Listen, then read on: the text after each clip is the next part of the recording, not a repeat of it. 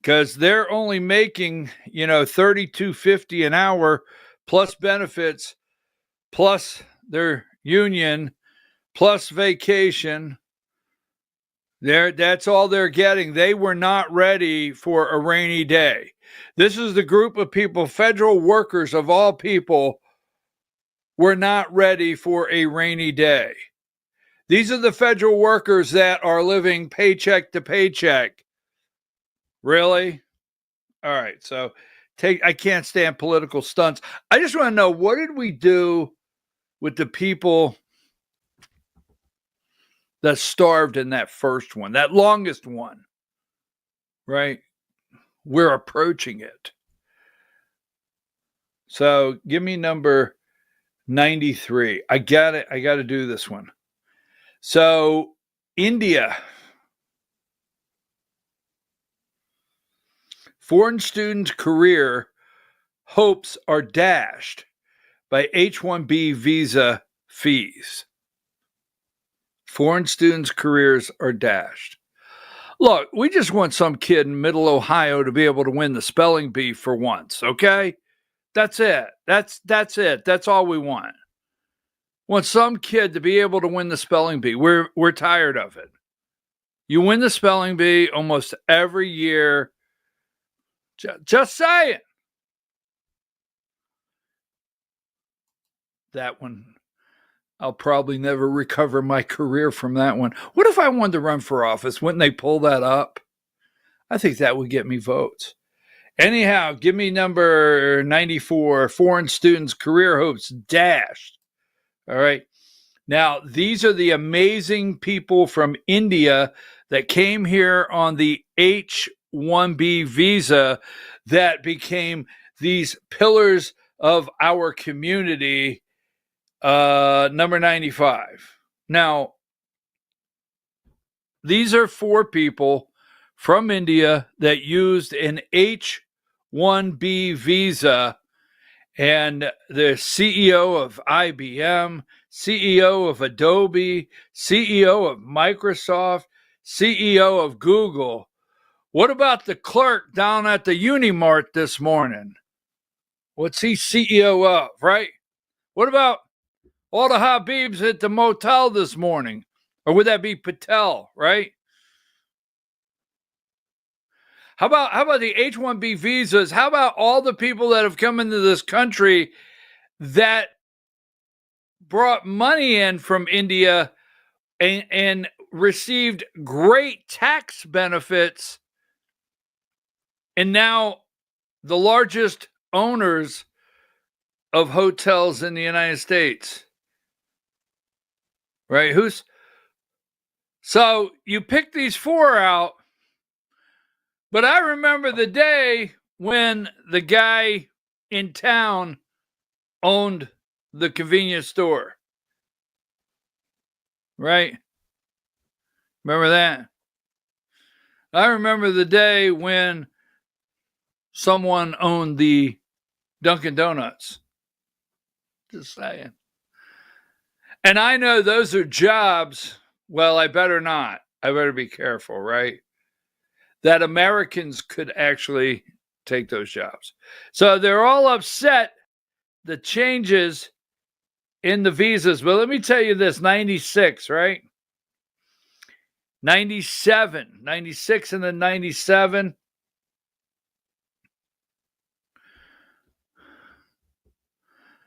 Hopes to work and study in the U.S. dwindle. We've dashed the hopes of some little Indian girl, an Indian boy over there. Yes, their dreams may not come true. Walmart is even pausing H-1B visa job offers. Even Walmart. We're going to, I think with President Trump, we're going to take the chance and see if there's Americans out there. Wait a minute. I was just thinking. 108. I know where they could get a job. It just dawned on me. Dunkin' Donuts. Go over there and fix a latte for someone. Whip it, dye it, fry it, swirl it, put some cream on it, dash some cinnamon. Actually, that would be much more, that's suited for you better than a federal job, because you're probably one of the 6 that the other 4 have to do your job anyway in the course of a week. Let's go over to Dunkin' Donuts, see if you can get my drink order correct. That's right. I said that. I can say anything I want. That's right, I can. See if you can go do it. So anyhow, I mean, I'm serious. Now, my concern is that, I'm just going to put it out there, that Trump will negotiate something in this where India is concerned in a tariff deal and maybe curtail the purchase of Russian oil. But then again, we'll talk about Russia in a minute and the media lies, and I want to play something for you in just a second. So Trump is offering, they're begging Trump, 103, they're begging President Donald J. Trump, meet with us. Schumer demands a meeting with Trump before the Asian trip, 104. I'm telling you, you got to meet with us. It's not right. You should have a meeting with Hakeem and myself. And here's 112, right? Now, Schumer and Hakeem, they're begging Trump for a meeting. I hear Hakeem's even, I think Juan Jeffries said he would even wear a sombrero. And I hear Chuck Schumer said he would wear a red hat. Yes. I think Juan Jeffries said, I'll wear a sombrero. What do you want? Because I'm going to tell you, let me go with this, and we're going to get away from this because I'm not really into the whole drama of the shutdown, because I actually know the truth of it. I do. This is all an orchestrated production on both sides, Republican and Democrat. You will hear health care, but you won't hear health insurance. You will hear subsidies, which come from taxpayer money out of the federal government that we don't have, but you won't hear insurance. We'll get into that later. So these guys are begging. They're begging for a meeting. Now you have, I know I have this one up here. I want to show you one quickly. I really thought I had this one up here. There's Politico. Yes, I know Brennan is indicted. I can hear you. You think I can't hear you? I can hear Brennan was indicted. I'll find this later because I know I have it out there somewhere. That, well, I think it's like this Punchbowl News is reporting that Democrats have a slight edge on the shutdown narrative. Yeah, that's what they're like. Democrats have a slight edge on the shutdown narrative, and not exactly true. No, not true. But that being said, Politico, give me video 1. I don't think I'll play the whole thing, but just give me video 1. Just watch for me to come back. In 2018/2019, Donald Trump's net approval rating was already falling. The shutdown was eating into his popular support. It was down 3 points already at this particular point and would fall considerably more. It was very much on the decline. You come over to this side of the screen, this shutdown hasn't eaten into Donald Trump's support at all. His net approval rating is actually up a point in terms of his popular support. So the bottom line is this. The first shutdown during Trump's first term, 2018-2019, was hurting Donald Trump. This one is not hurting him at all. There's no real reason Donald Trump might say, at least when it comes to popular support, I want to get out of this shutdown. In 2018/2019, 61%, more than 3 in 5 Americans blame Trump a great deal for that particular shutdown. You come over to this side of the screen, look at this. It's a different world. It's a different world. 48% of Americans blame Trump a great deal for this particular shutdown. So it's more than 3 in 5 back in 2018/2019. It's less than half, a drop of 13 points. Again, it's no real wonder that Donald Trump at this point, looking at the shutdown, says, you know what, it's not actually harming me politically, in large part because he's getting less of the blame. All right, so now I'm not asking you to take what CNN says, but give me 110 as the end all, right? But Punchbowl News, Democrats narrowly winning shutdown fight.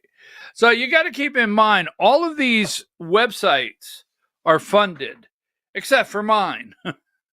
You can donate. You can donate and help fund our website. You just can't buy a narrative. See, all of these websites got created in the last several years. I don't know the exact years. And all of them are funded by these groups. And they're set up to give the impression that they're writing news. Punchbowl News, right? What's that other one out there? There's another one. There's there was one that came up the other day. It's really humorous that Punchbowl, Axios, right? Axios. There's some pretty good stories on there from time to time, but for the most part, because Jim Vanderhei is on MSNBC all the time, and he's currently best friends with Joe Scarborough. Axios, Punchbowl News, several of these websites, even on Republican side, they're set up and funded to carry your narrative and to cater to your side. So Democrats narrowly winning the fight. But I hear Juan Jeffries right there said, I will even wear a sombrero. Take that down. Now, John Brennan, number 89. He has been referred to, not indicted. Did I say indicted earlier? Well, let me correct that. A committee can refer, a House committee can refer an individual to the DOJ for prosecution. And let me explain that in a different term. It's just like your state board of elections in Georgia, if you're from Georgia here, when they hear a case, they can refer it to the Attorney General's office. Now, once the Attorney General gets said case, it's up to them, the Attorney General, to act. So keep in mind here, House Republicans call on DOJ to prosecute former CIA Director Brennan. This committee, is it Jim? Where's he at? I had this guy here a minute ago. I know I had him up here a minute ago. I'll find him. Number 81. So the House, all right, Jordan calls on DOJ to prosecute ex-CIA Director Brennan. We all agree with this. We all felt this was coming. We've been waiting for this to actually take shape in a formal letter to the DOJ asking to prosecute him. And their information they turned over to the DOJ, their investigation. This is in Pam Bondi's court. You have to be clear and understand. This belongs to Pam Bondi now. It's clearly up to Pam Bondi to decide if she's going to prosecute Brennan. The ball's in her court, so take that down. Now,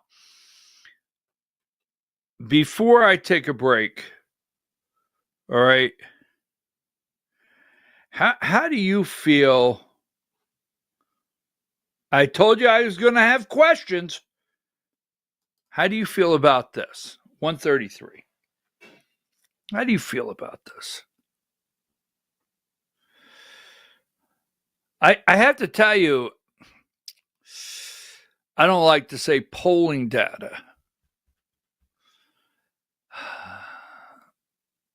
What say you? Give me where's it at?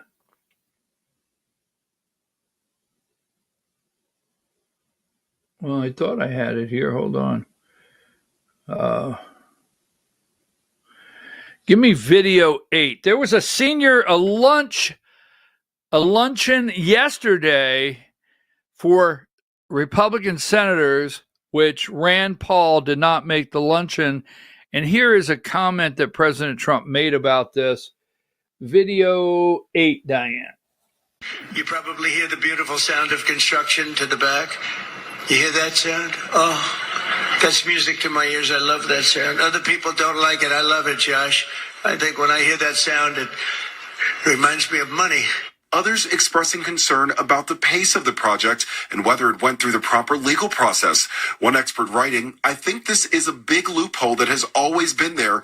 Previous presidents have observed precedent and not tried to exploit that loophole. Now, there is a loophole where the president of the United States in the House can make adjustments. I don't know. That's not the proper word, but as you know, they can put additions. They can, if Obama wants to play basketball, he can put a basketball court. If someone wants to play tennis, they can put tennis courts.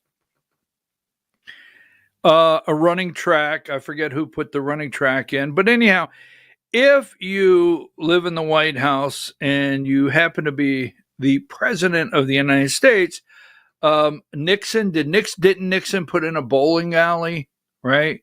Nixon put in a bowling alley. I mean, every president does a little something because they are confined there. For the most part, I mean, they can't go down and order a latte with cream and cinnamon on the top or something. They can't do that. So presidents are able to make alterations to the White House grounds.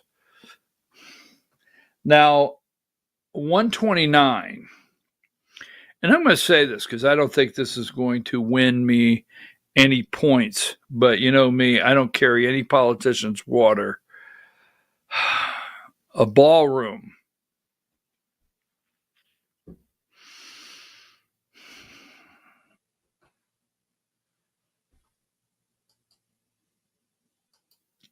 Now, the White House, 127, is 55,000 square feet.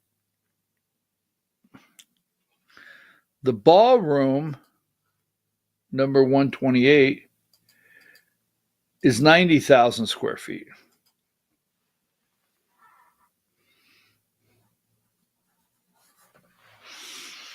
What say you? I mean, let me just say this. I have mixed emotions. And when I say that, I really do. I have mixed emotions because I'm not for sure. Right now, a lot of Americans are struggling. And I'm not going to say it's due to President Donald Trump and his policies. I'm not going to do that and say that's where we're at. I will always come on here and acknowledge the mess that was on the table, right? Yes, the mess that was on the table when he got here. Number 87.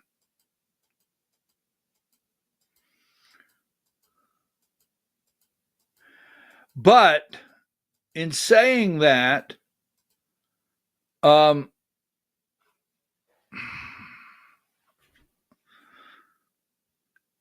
going to say, well, someone else is paying the bill. Taxpayers aren't paying the bill.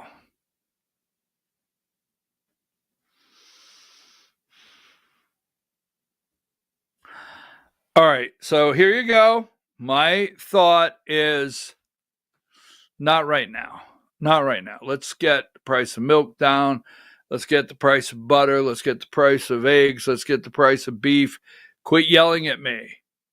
Because what you and I know is what a president can actually affect in our everyday life. You and I know what causes things in our everyday life. But the mass majority, and I'm going to go majority of people out there, don't understand how it works.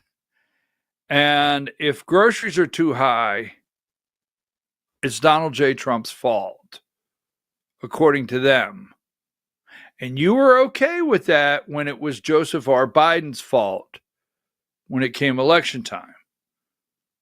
Just saying. I just think some things, the perception doesn't look good. I just think not right now. Not right now. I mean, boom, peace deal in Israel. Boom, peace deal in Ukraine, Russia. Boom, America. Prices are coming down. Things are in the right direction. A lot of things turn on how people feel. And that's why the media spends an enormous amount of money and politicians in studying how to control your emotions. One more time, a lot of things turn on how people feel. That's why a lot of money and time is spent by the media, marketing, deep state corporate corrupt media, politicians, and so forth to get you emotionally wrapped up with something. Just saying. So 132. I don't know what this one is. I want 132. I circled it for some reason. I write numbers down. Oh yeah, Trump wants to know what window to go to. He hit the lottery. He wants his 230 million. He got the cash 5 numbers last night, right? Yes, he even got the Powerball number. Trump wants $230 million from the Department of Justice. We'll talk about that. And yesterday, there was a weasel sighting, 119. There he is. If you're out there from sea to shining sea, that's our official Georgia weasel, Greg Dolezal. Take a break.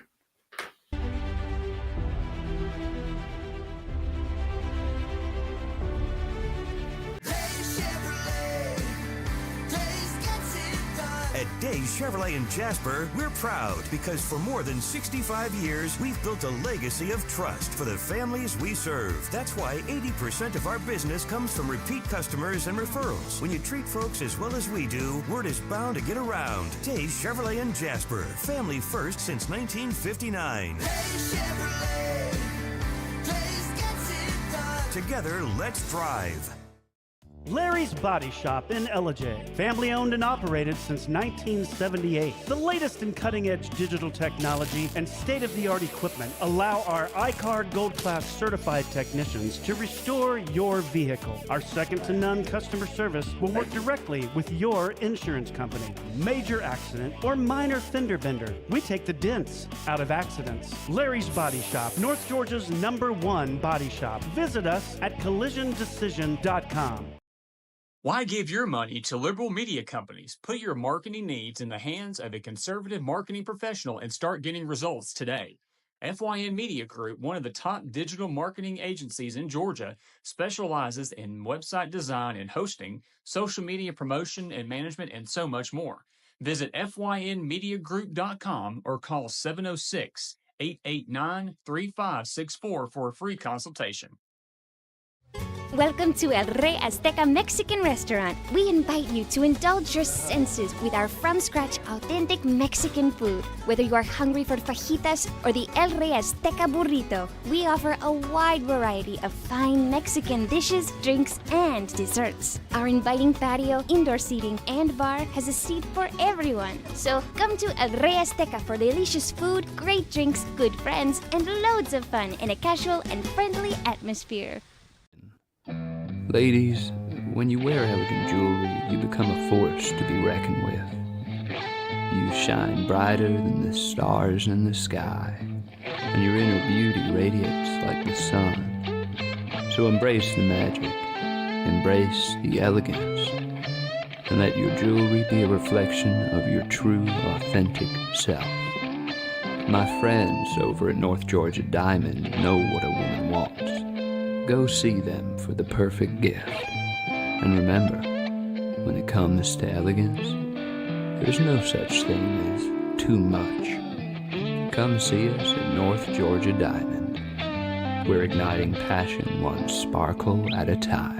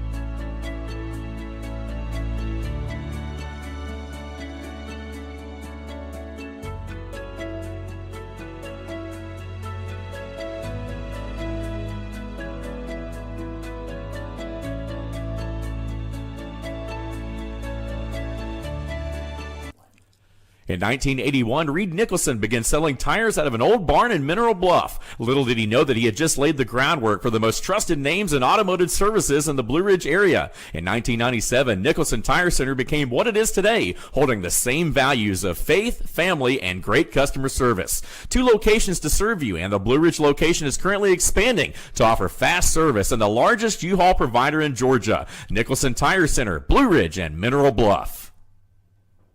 This is a special report. Knowing how to invest your money is harder than ever before. Dealing with stock market volatility, record debt, and terrorist attacks requires new thinking. At U.S. Asset Management, we can help you see the world more clearly so that you can move beyond the chaos and invest with confidence. Call us, visit us online, or drop by our office. U.S. Asset Management, helping you make better decisions with your money. Mesquite Grill, now offering online ordering for your convenience. Check out our new website at mesquitegrillbr.com. That's mesquitegrillbr.com. The great food and service you have come to expect, ready for you when you arrive. Open 7 days a week with a fully stocked bar and friendly service. Bring your furry friends with you and dine on our pet-friendly patio. Also, check out our catering options and let us prepare delicious food for your next event.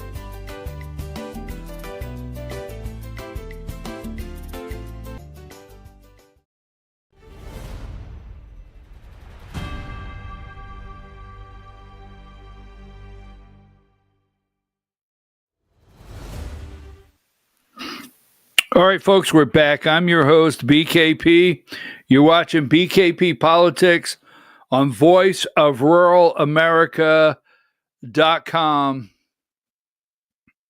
Good morning, Diane. You know, a couple of my friends, when we have political debate, and as you well know, if you're new to the show, I love political debate, not the political arguing and fighting. I love political debate. And I will tell you this, in fairness to the audience, I know how to make certain statements a way that will cause a response. Because I don't want 3 hours a day, 2 hours here, and then an hour on the Georgia hour for you guys out there to just be, okay, go.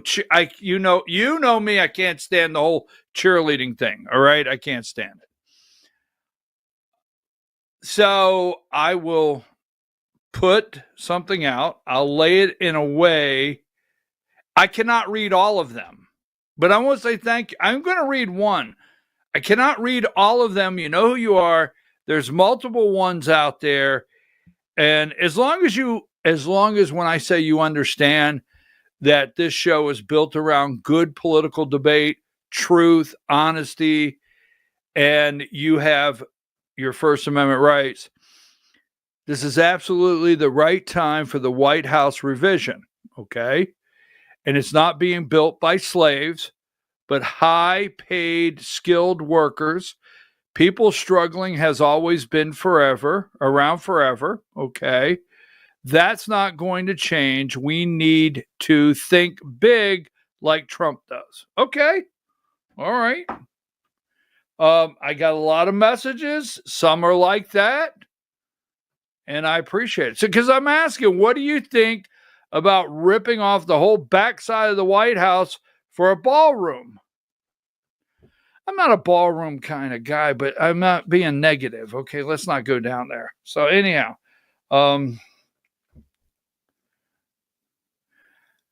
Russia. So let's stay focused on a quick segment because our media, it angers me, they won't tell the truth. And I broke down yesterday at the beginning of the show, I broke down some history. I said, I'm not the History Channel. I'm not the History Channel. And I'm not Glenn Burns, right? Is that his name? And I'm not doing the Civil War documentary or Vietnam by Glenn Burns. I'm breaking down a couple things in general because I said yesterday, at my age, I don't know what age you are. And if the children's, you should have the children's up next to the TV listening or the radio like the 1940s and listen to my great radio address every morning. But I'm trying to figure out the last time that I actually was in a war with the Russians, that our military engaged the Russians. I said that yesterday. And why we, over the years, have not worked to put peace in place. If you have $1 for every time someone in the deep state, corporate, corrupt CIA media says to you, Mockingbird media, says to you that Vladimir Putin's a former KGB agent. Now, wait a minute. Stop and think about that. Well, Vladimir Putin cannot be trusted.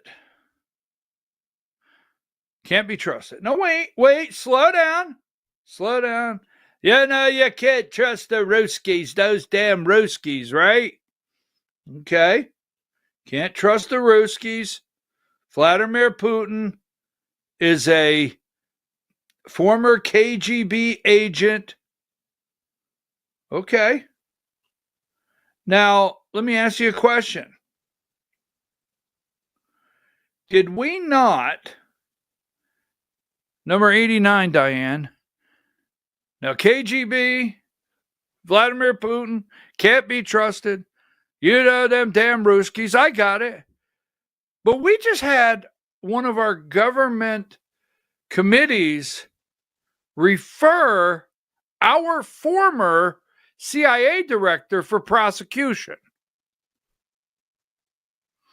Now, I'm not on Vladimir Putin's side, and I'm not headed to Russia anytime soon, and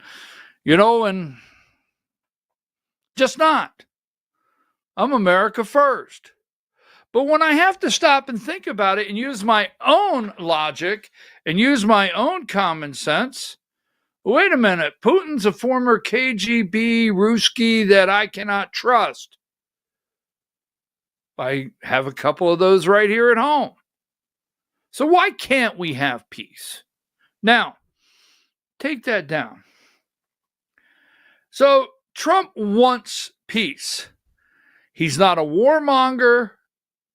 He wants peace around the world. Now, America first. Let me handle this right out of the box. All right? America first.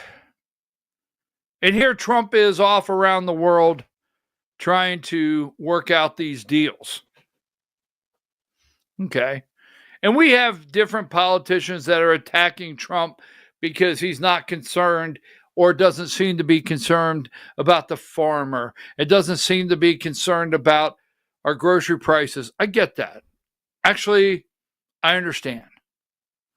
But, if you're new to this program and why I enjoy traveling, I enjoy spending a week with my mother in Studio C, and I enjoy going to Florida in Studio B.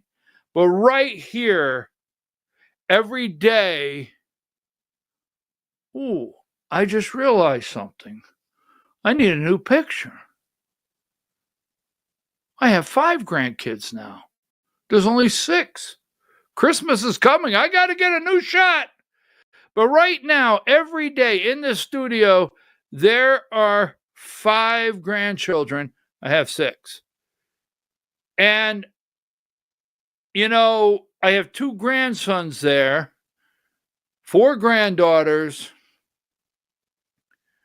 And I don't know why they can't grow up or why I can't have a thought about them growing up in a world that they don't have to fear when the Russians are going to attack.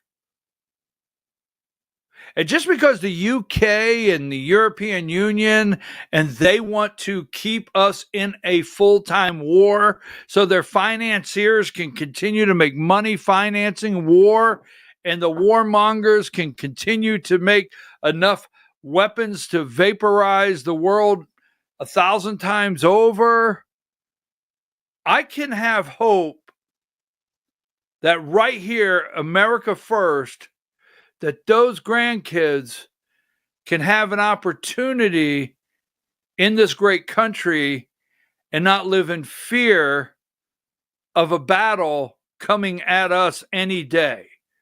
There's nothing wrong with that. So keep this in mind. They're lying so bad. Russia's won the war.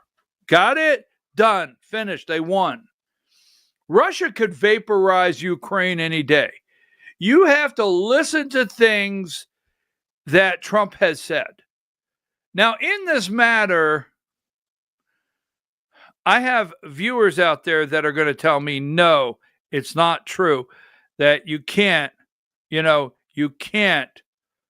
believe everything Trump says. In this matter, there's little things that Trump says that I gravitate to. Trump has said in the past, my president, Donald J. Trump, be respectful, my president has said in the past, Russia could win the whole thing. They could take all of Ukraine. Ukraine does not have to exist. There's things like that. It's true. Russia has won the war and they've never changed that. Now, Europe, the UK, I've brought you, I don't think you could go anywhere and see. I brought you that the UK, Starmer, signed a 100-year deal with Ukraine. And they ratified it. Now, Europe does not want to lose the corrupt region that they can work out of. We have politicians here in America that do not want to lose this corrupt region. And it's very corrupt. Trump's like, what the hell? I mean, I'm not going to bang my head against the wall every time I meet with this little sawed-off runt. He runs over to Europe and starts crying. Now, let me say this. So, on this day, we're not going to play all of this. But on this day, October, there's a couple things we're going to put in perspective. On this day, October 22nd, 1962. Now, I showed you this yesterday. Got to keep in mind, not trying to go back, but a little refresh. Keep in mind that Eisenhower comes home from the big war. Big war. And the military complex that was needed in that war had a couple folks back home saying, well, let's present to the American people that readiness is where we need to be. Why we have to be prepared for World War III. It's going to be a nuclear world now, right? We have to be prepared. Truman, we got to be prepared. It's a nuclear war. The world is changing. And, what if they hit us right here at home? Then we had to create an enemy, which I'm going to say it like this, Russia. Then we had to have a Cold War. Now, keep in mind, after Eisenhower comes home, the first post-war president, well, obviously is Eisenhower. Eisenhower is the first post-war president.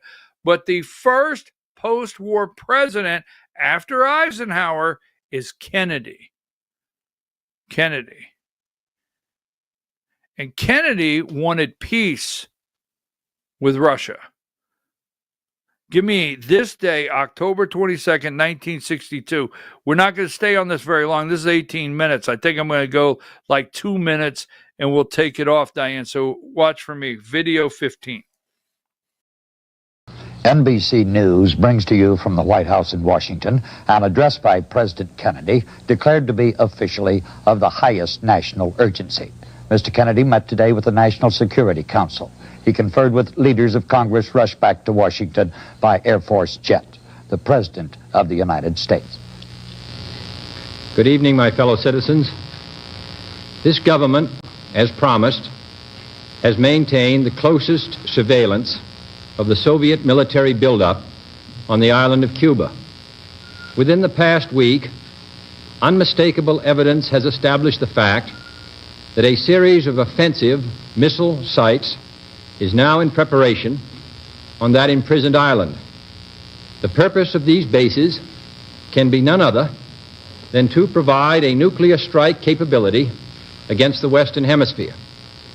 Upon receiving the first preliminary hard information of this nature, last Tuesday morning at 9 a.m., I directed that our surveillance be stepped up. And having now confirmed and completed our evaluation of the evidence and our decision on a course of action, this government feels obliged to report this new crisis to you in fullest detail.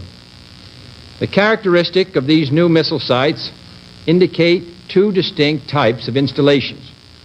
Several of them include medium-range ballistic missiles capable of carrying a nuclear warhead for a distance of more than 1,000 nautical miles.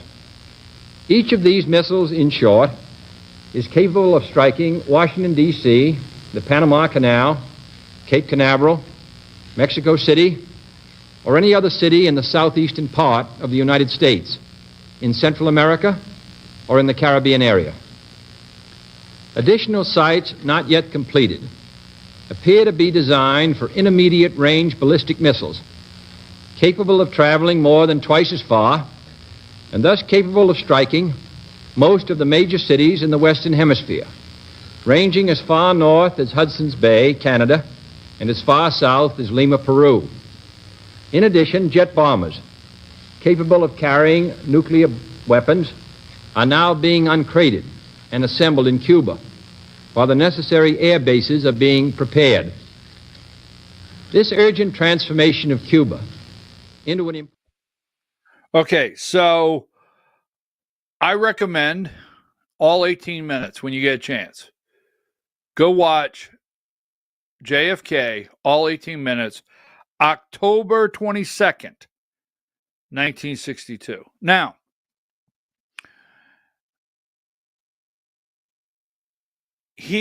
after this took place, just a general statement, the best thing to do was find peace with Russia. We don't need them in Cuba. We don't need missiles in Cuba. We don't need anything in South America. What we need is, what would be best is to find an avenue of peace. Now, also I want to hold that. Now, that being said, you go and you look at this right here. We showed you this yesterday. This has been released from Russia as, remember this, give me number 23. All right. Before the assassination, JFK sought peace with the Soviet Union. That's a Cuban Missile Crisis, number 24. It has been released and declassified from Russia. Russia declassified this, and apparently this is a Kennedy Khrushchev World Peace Bridge. All right. And here's number 26. We showed you yesterday that over on Sputnik, they were actually highlighting this peace bridge. Russia-Alaska Tunnel would unlock a brand new artery for global trade. Here's how. So we laid this out yesterday. You can go watch that segment. I don't think it's a coincidence that Trump met Vladimir Putin in Alaska. I don't think it's a coincidence that, Trump could have pointed and said, 22 miles that way, the riches that lie in the Arctic. And right here where you sit, the riches that lie here. Between those riches, 22 miles in the Arctic, because they do. Russia has resources, gas, a lot of resources in the Arctic up in Russia, Siberia. And then we have enormous natural resources in Alaska. And together, they could really put China in a box. And I'm not a professional at this. I'm just laying it out. So this peace bridge is out. Now, don't forget this, because we're going to come back, because I'm going to show you the lie, the out and out lie that the media is telling you about Donald Trump. Enough with the ballrooms, enough with the silliness that the media is trying to run out front to keep us from the truth going on. Number 66, October 22nd, 1962.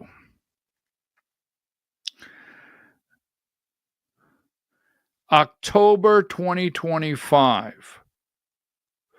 Russia and Cuba signed a military cooperation agreement, October 2025.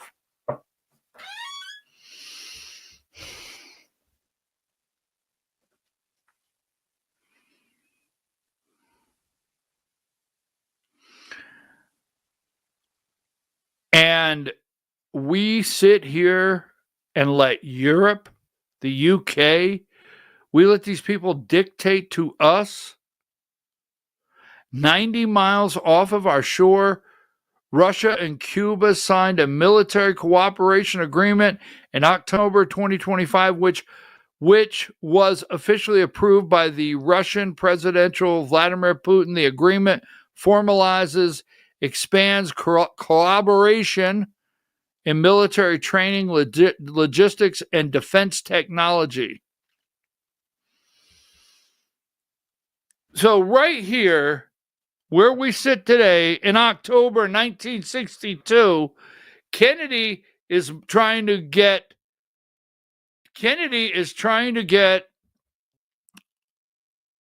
Khrushchev to back off, right? The Cuban Missile Crisis, right? In Cuba. Kennedy knows the best thing we could possibly do is let's have peace. Let's have peace. Right? Not 90 miles off our shore in Cuba. Let's have true lasting peace. Kennedy was assassinated. Russia has Vladimir Putin. Russia exists. I have to tell you, I don't think Russia is going anywhere anytime soon. I think they've been there my lifetime, my grandkids' lifetime. I don't know who's going to run things after Putin. I was here when Gorbachev was running things. I was here when Gorbachev broke down the USSR. I was here when the deal was made with Ronald Reagan, and the deal was made not to be an aggressor, NATO, towards Russian border. I was here. So my concern today, and I'm going to come back, and I'm going to come back, and we're going to do another part on this. My concern today with the Venezuelan boats, yes, the drug boats, and the cartels, drug cartels, and Colombia, and the Colombian president going yesterday, get rid of him, and things going on with Russia.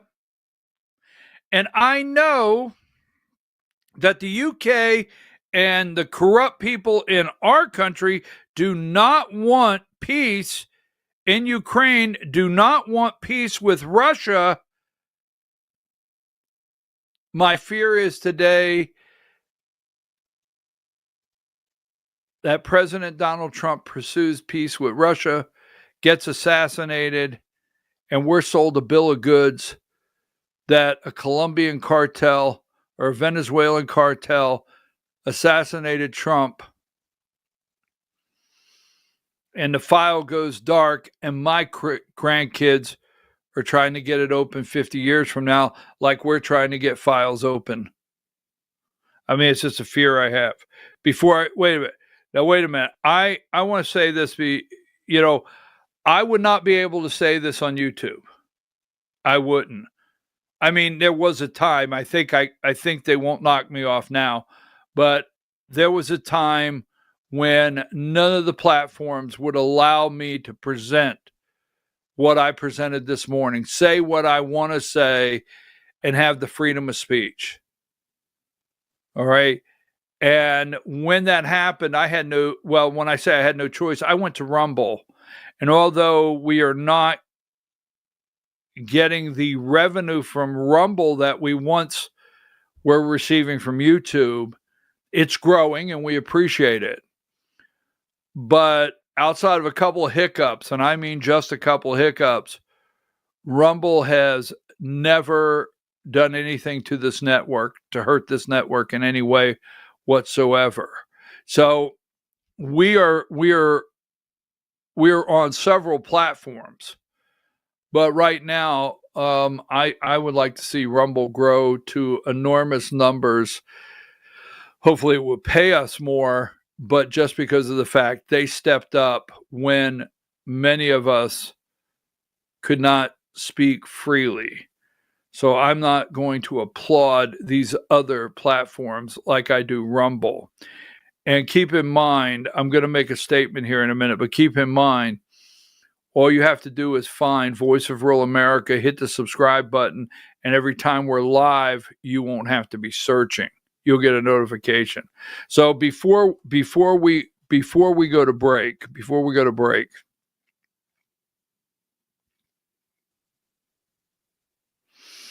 if you haven't already, make sure you download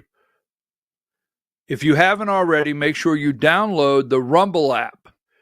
It's free. Simple to use, and the best way to stay connected to the content you want. Once you've got it, search for my channel and hit follow. That way you'll get a notification every time we go live. No missed shows, no extra steps. You can grab it right now using the link in the description or the pinned live chat. Download it to your phone and you're ready to go. And if you prefer watching on the big screen, Rumble is available on all major streaming devices and smart TVs. Just search for Rumble, follow the channel, and be part of the action. We'll be back after these brief messages.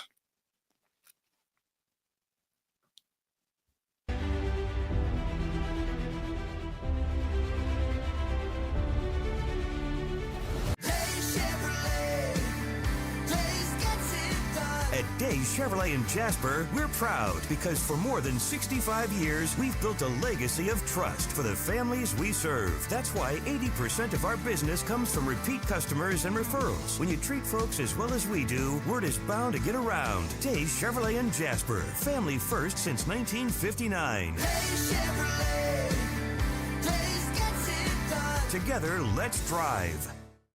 Larry's Body Shop in Ellijay. Family owned and operated since 1978. The latest in cutting edge digital technology and state of the art equipment allow our iCard Gold Class certified technicians to restore your vehicle. Our second to none customer service will work directly with your insurance company. Major accident or minor fender bender, we take the dents out of accidents. Larry's Body Shop, North Georgia's #1 body shop. Visit us at collisiondecision.com.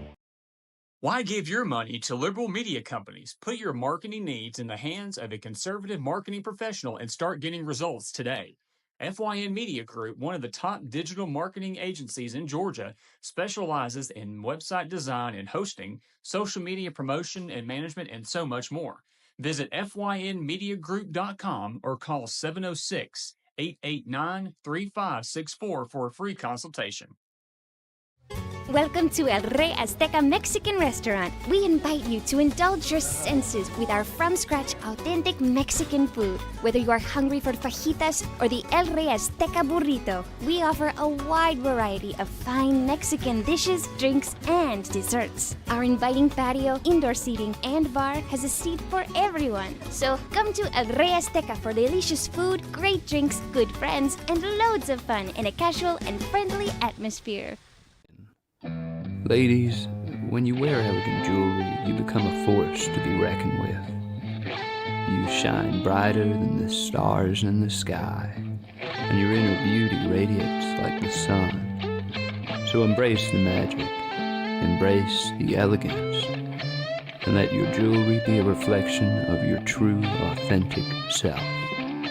My friends over at North Georgia Diamond know what a woman wants. Go see them for the perfect gift.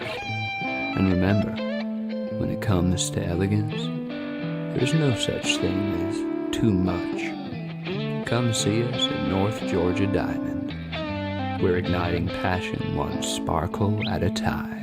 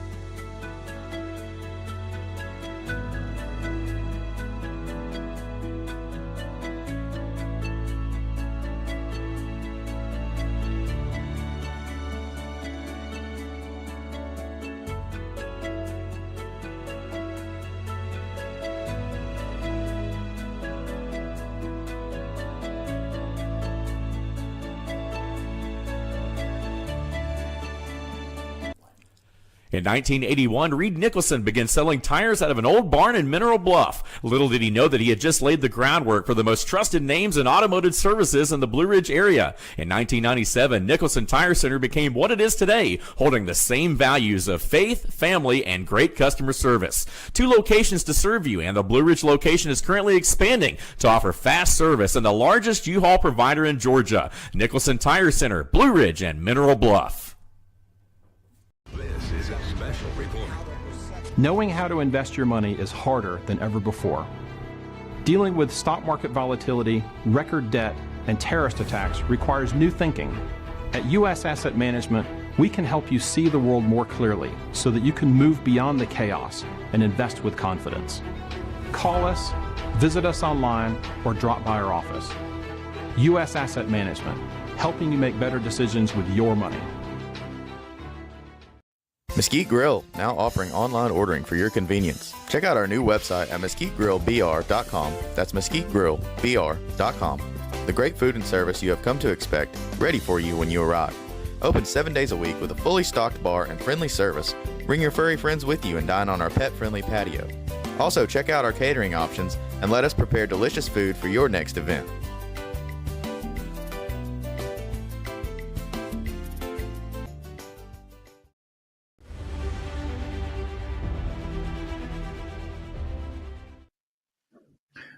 All right, folks. I'm your host, BKP. You're watching BKP Politics on voiceofruralamerica.com. I'm going to wrap up my Russia-Trump segment in the next after this break. I want to make sure I get to a couple things because you're being told a lie that Trump and Vladimir Putin just canceled the summit. That you're being told a lie. Putin's very clear. Putin plans to. Trump's going to get out of the way. I don't want to say Trump's going to allow it because Trump's trying to find peace, knowing what's going to happen, and Putin's going to freeze these Ukrainians in Kiev to death this winter. It's going to be a hard winter on those poor people. So we'll talk about that in just a minute. All right. AI. Oh, at 10 o'clock, the Georgia hour, we have, I know I'm getting some comments, but we have a weasel sighting. We will have a weasel sighting at 10 a.m. I told you today is full of things I should not say. We have a weasel sighting at 10 a.m. Now, that being said, don't have time to go into New York City. I do want to go with this one right here.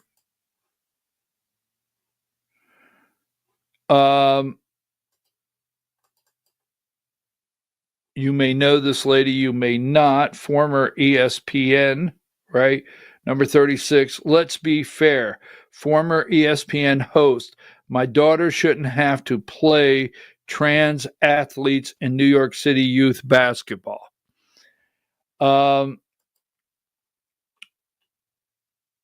Samantha Steele Ponder, number 35. It's happened many times now living in New York City. Yet another basketball game today where my middle school daughter is guarding an obviously naturally born boy in a girls' tournament.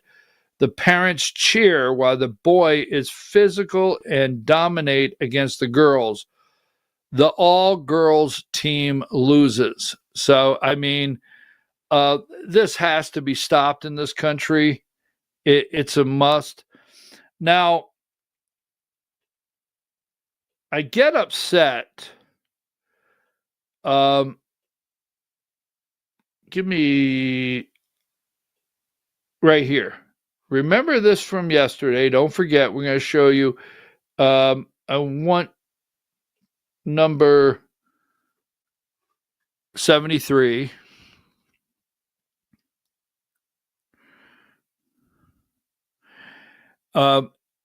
Across America, the illegals in this country all of the deep state corporate corrupt media are showing you how afraid, right? They're showing you how afraid children are in school who have parents that are undocumented residents.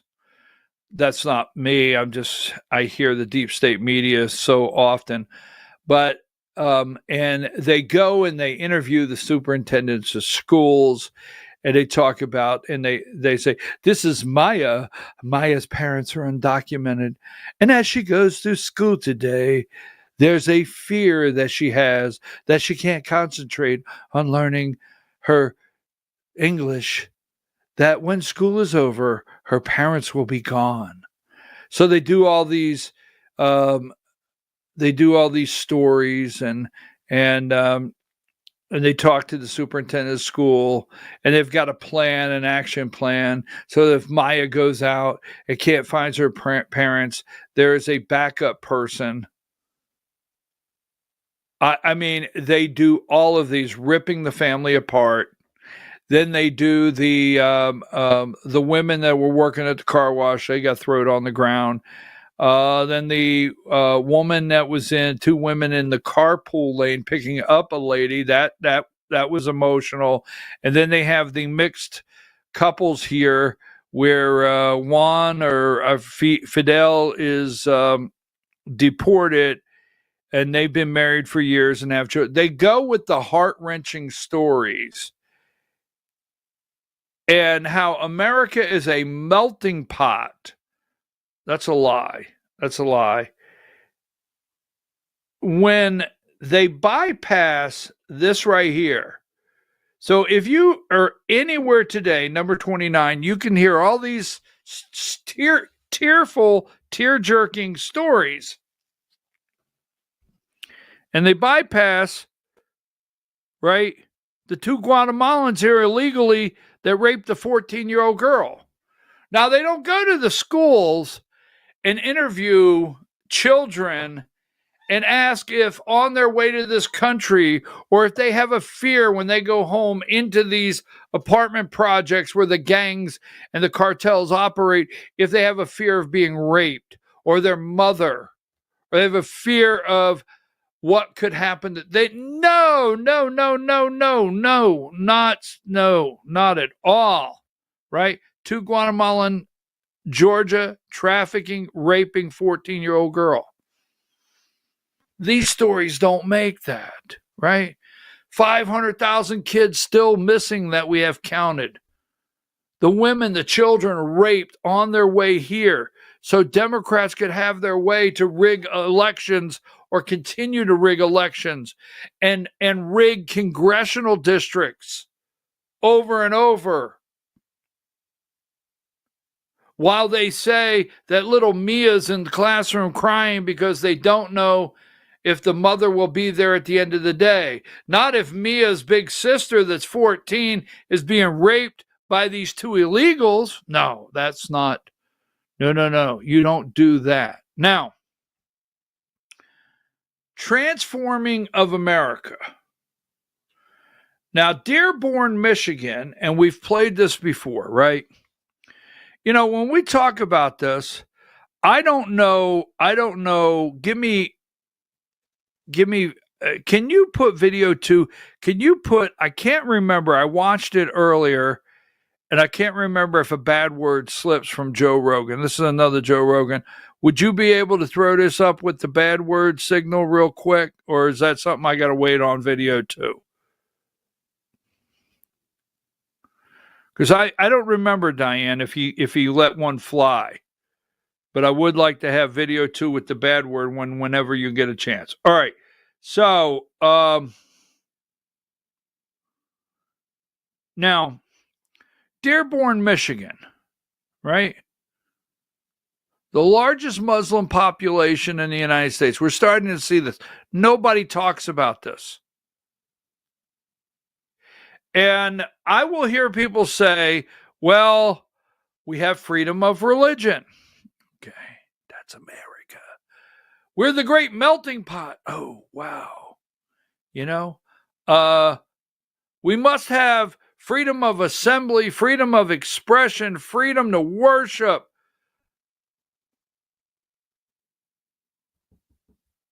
Why, this is constitutional. A thing when an all-white country wants to stay all-white, where people get very nervous of. If you have, let's say China. Like, China is Chinese people. We all agree that it's filled primarily with Chinese people. Yeah. There's people that live there from all walks of life, all over the world, but it's mostly Chinese people. If China had decided that they wanted to remain Chinese and stay Chinese, and that being Chinese is very important to what China is, no one would have a problem with that. Yeah. When a country like Poland does it, you're like, oh, those white people, they want to keep everybody out. They want it to be all white. Yeah. And because that's post-World War II. That's post-Aryan race talk. That's post-Nazi stuff. That's what people are legitimately freaked out about. That's the most recent stain in our history where we look back and say, wow, that was close. Evil almost won that one. I think it. I never know when Joe's going to throw an F word, and I couldn't remember in this one. I will watch his clips. Now, give me number 62.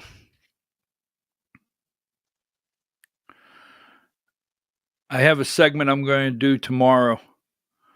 So, Japanese new prime minister created a new immigration post, igniting global rumors of mass deportations and nationalist policies ahead. So, Poland wants to be white. They're predominantly white. China is Chinese. Japan is going to start looking at mass deportations. Bottom line. So the lie that we've been told in this country is we are to be the great melting pot. But what we've done, I'm just going to say in the last 20 years, we've not required people to assimilate. And they're not. They're not interested in assimilating. And I'm not going to change. So it really upsets me, and I know you've heard this from me multiple times. The church bells, right? The church bells. We have heard the church bells multiple times when we were kids. And we used to, in America, many of us across this country would play according to the church bells. And many of us out there, we did not have smartphones. We did not have an alarm we could set when our mom said to be home for supper.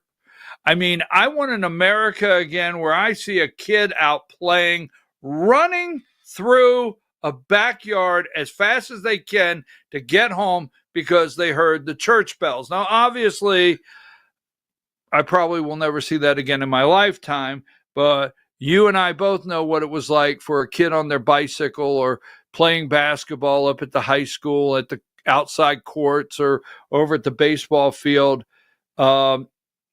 We know that. And so in Dearborn, Michigan, the largest, give me number 63, Muslim population in America, this is the police chief. Now, he is a Muslim Dearborn police chief, all right?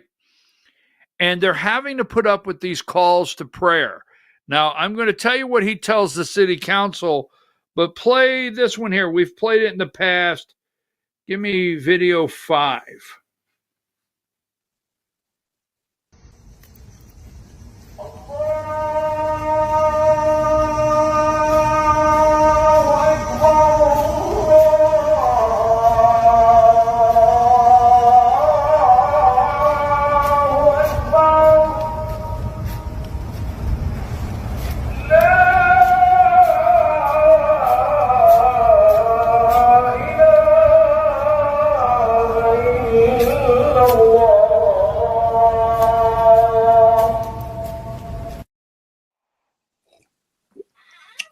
5 times a day.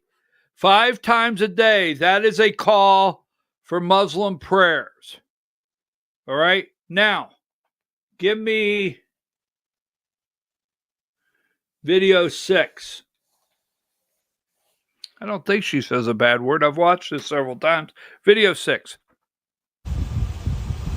We're in Dearborn. This is the call of prayer that goes off 5 times a day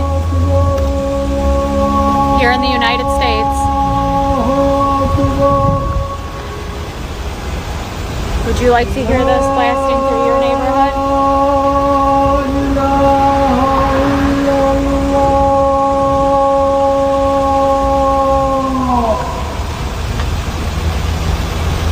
They don't have a choice of whether they hear this or not.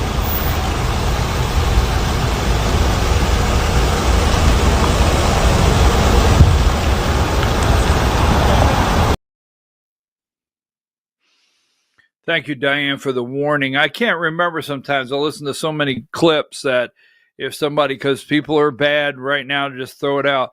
Now, how does the police chief, a Muslim police chief, when questioned about these loud calls to worship or prayers 5 times a day, how does he refer to it? Listen very close to video 4. I had oftentimes when we take readings, Council President, it's the ambient noise that's even louder than the call to prayer, to be honest with you. The truck will go by, hit a pothole, and it's much louder than the call to prayer. The 2 or 3 evaluations that we have had in the last couple of years have been met with compliance as soon as we've talked to the religious institutions. It's no different than church bells that you might hear on Sunday. Shame. Yeah. Please, okay. The ordinance. No outbursts from the crowd, please, okay? Oh, well, you know, if you're sitting there, you can hear a tractor trailer hit a pothole and it's louder than that.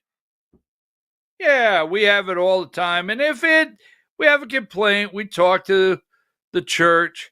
And you know what? It's no different than church bells on Sunday, right? Now, church bells in America is a call to worship. All right, I have to tell you, you can just kick this old Baptist in the teeth all you want. I don't care.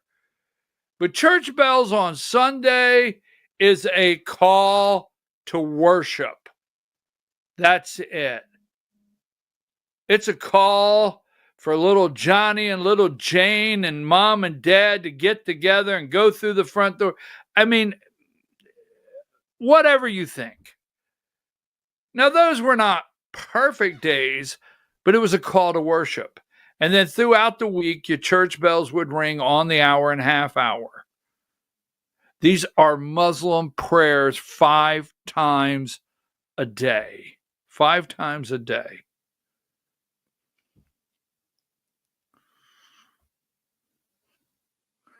We not allowed to talk about that. All right, we come back. I want to wrap up briefly before we go to the Georgia Hour, the lies that they're telling about Trump and Putin and a meeting and Zelensky. Take a break.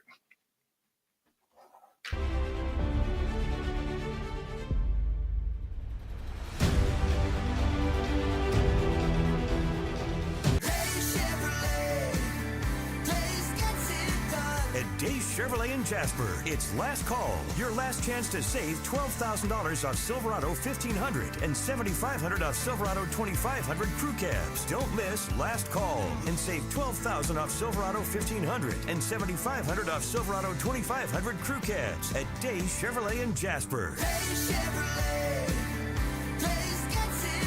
Together, let's drive. Larry's Body Shop in Ellijay. Family owned and operated since 1978. The latest in cutting-edge digital technology and state-of-the-art equipment allow our iCard Gold Class certified technicians to restore your vehicle. Our second-to-none customer service will work directly with your insurance company. Major accident or minor fender bender, we take the dents out of accidents. Larry's Body Shop, North Georgia's #1 body shop. Visit us at collisiondecision.com. Why give your money to liberal media companies? Put your marketing needs in the hands of a conservative marketing professional and start getting results today. FYN Media Group, one of the top digital marketing agencies in Georgia, specializes in website design and hosting, social media promotion and management, and so much more. Visit FYNmediagroup.com or call 706-889-3564 for a free consultation. Welcome to El Rey Azteca Mexican Restaurant. We invite you to indulge your senses with our from-scratch authentic Mexican food. Whether you are hungry for fajitas or the El Rey Azteca burrito, we offer a wide variety of fine Mexican dishes, drinks, and desserts. Our inviting patio, indoor seating, and bar has a seat for everyone. So come to El Rey Azteca for delicious food, great drinks, good friends, and loads of fun in a casual and friendly atmosphere. Ladies, when you wear elegant jewelry, you become a force to be reckoned with. You shine brighter than the stars in the sky, and your inner beauty radiates like the sun. So embrace the magic, embrace the elegance, and let your jewelry be a reflection of your true, authentic self. My friends over at North Georgia Diamond know what a woman wants. Go see them for the perfect gift.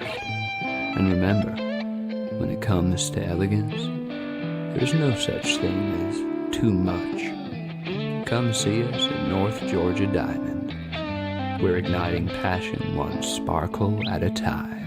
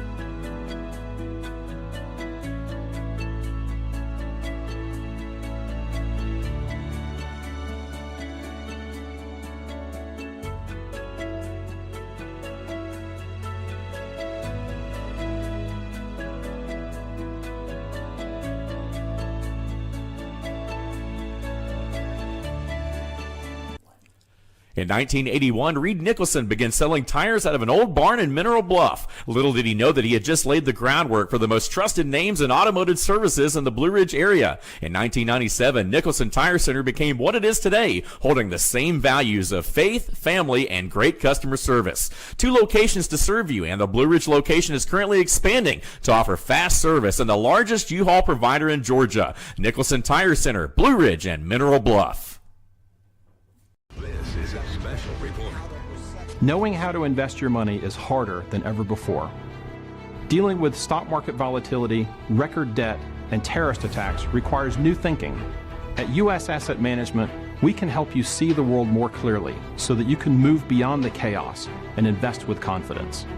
Call us, visit us online, or drop by our office.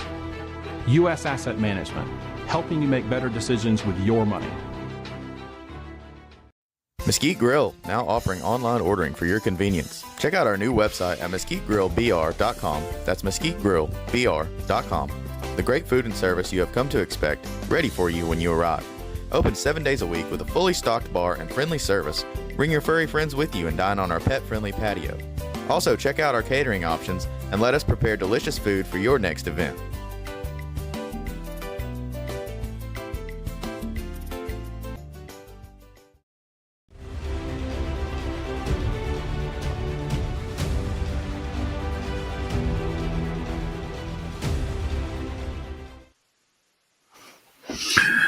We're back. I'm your host, BKP. You're watching BKP Politics on voiceofruralamerica.com. We have to get ready for the Georgia Hour. The Georgia Hour is at 10 o'clock. You know, I really can't. I don't like cheerleading. I don't like political stunts. And then again, we have a weasel sighting, 10 a.m. The weasel has been sighted. Let's see, Georgia Hour. We have to get ready. Number 85, Diane. Now, I'm going to talk about this tomorrow because I have to do a full segment. And we have to talk about it because it goes with the shutdown. And you know me, I don't like to just throw things out if we're not going to it. U.S. right-wing media figures, tech pioneers call for super intelligence AI ban. Now, AI... Number 77. Number 77. Briefly here. Will AI take my job? And Amazon, I want to do a full, like I said, tomorrow we're going to do a full segment on this because give me, I know I have it here somewhere. 131.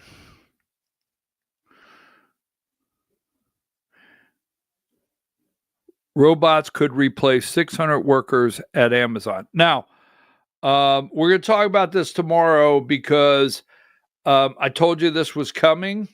All right. I said this will happen. And, you know, a morning news person or anyone in the studio is reading from a teleprompter. Having to pick up a comma, having to pick up, enunciating. When the teleprompter says, sound aggressive or whatever it does, it prompts a human to do things. It will no longer need to do that. We are very close to turning on, what may be a TV. And once a team lays out an entire news broadcast, and they type all that in, actually an AI generated individual that's been created, right? Like this right here.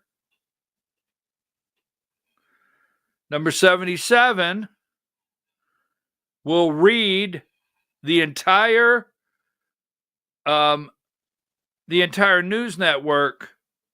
There's no need for someone. So things are changing and rapidly, and we will get to that very soon. Now, there's something else I want to show you. I just got to do it for the humor. Yesterday, number 90.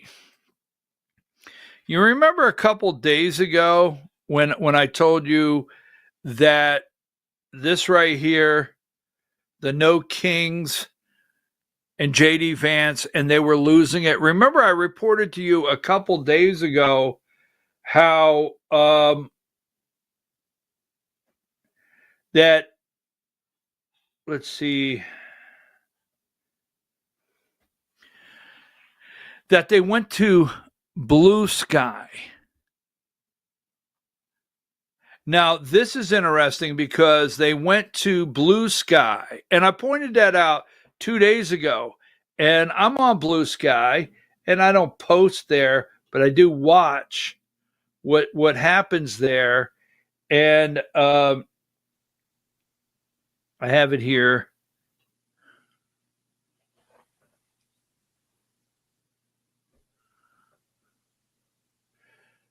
Where's it at? Okay. Give me number. This is on. I've told you before. I read this website, The Wire, number 47. Inside the Trump administration's blue sky invasion. On Friday, after months of internal discussion, federal agencies began posting on the left-friendly social network. Within days, they dominated a list of the most blocked accounts. But they're going over into Blue Sky, I told you that the other day, and posting things. Now, Zelensky comes to the White House and meets with Trump. Before Zelensky gets here, right, number 75, before Zelensky gets here to America, Putin calls Trump, reiterates his position. Look, when you sit down with the little runt, try to talk him into getting his head right, that we're not going to give up the Donbass, as that's what it's called. We're not going to give up this region. We're not going to. Now, either we'll freeze their people to death this winter, and I may go right into Kiev and clean the whole thing out, and then see what your NATO does. Let's see what they do, because I'm not going to go into NATO territory. But maybe you can talk some sense into this guy. He's coming over there right now. And you and I can have a good peace agreement. Trump pressured Zelensky to give up land to Putin, right? And then you have number 76, Zelensky to meet with main allies in London Friday. So he comes here. Trump, well, let's go with the videos. Give me video 13. Territory that it had lost to Russia. He's trying to clarify, essentially saying that he doesn't know if they would win the war, and he never said they would win the war, but instead that they maybe could win the war. Listen. Well, they could. They could still win it. I don't think they will, but they could still win it. I never said they would win it. Now, this comes on the heels of even more reporting about that meeting between Zelensky and President Trump on Friday. We had reported already that it had been tense, direct, at times, quote unquote, uncomfortable. But now we're learning that it went beyond that. Points, one source saying that voices were raised, that President Trump grew frustrated, particularly because he was trying to encourage Ukrainian President Zelensky that he was going to have to give up land, that Zelensky was kind of pushing back on that notion. President Trump grew frustrated. Now, we know that this... Okay, so it grew tense. So Zelensky gets up and he runs straight to London, and he starts crying. And you know, our media, Trump says, I don't want to waste my time. Video 12. This is what Trump had to say. No, I don't want to have a wasted meeting. I don't want to have a waste of time, so I'll see what happens. But we did all of these great deals, great peace deals. They're all peace deals. They're agreements, solid agreements, every one of them. But this one, and I said, go to the line of battle, the battlefield lines, and you pull back and you go home, and everybody take some time off, because you got two countries that are killing each other. Two countries are losing 5,000 to 7,000 soldiers a week. So we'll see what happens. We haven't made a determination. So we continue to watch the way the White House is. Give me number 83. So the Wall Street Journal wants you to believe that Trump just says a meeting is a waste of time. Waste of time, a meeting. All right? Now, I'm going to clear this up. He goes straight to Europe and he starts crying. So let's go to Europe ourselves and look at this one right here. Give me number 64.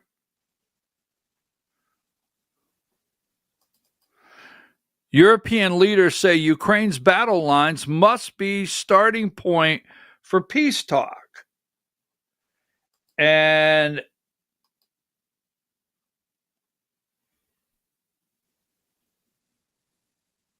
'65, Trump, who last week spoke by phone to Putin and met Ukrainian President Vladimir Zelensky, he said he aims to hold a summit with Russian leader in Hungarian capital of Budapest within 2 weeks. Now, the summit preparations appear to be on hold. Trump is not going to fly to Budapest to meet with Putin again. And he knows this guy is corrupt, right? He knows he's corrupt. And Trump's like, well, I'm not going over there and waste my time. Because he went to Europe. And Europe, let me go through this. Number 59, in the interest of time, we got to get ready for the Georgia hour. Trump says, still in process, this is Russian reports, of deciding whether to meet with Putin. Oh, by the way, let's just throw it in the mix.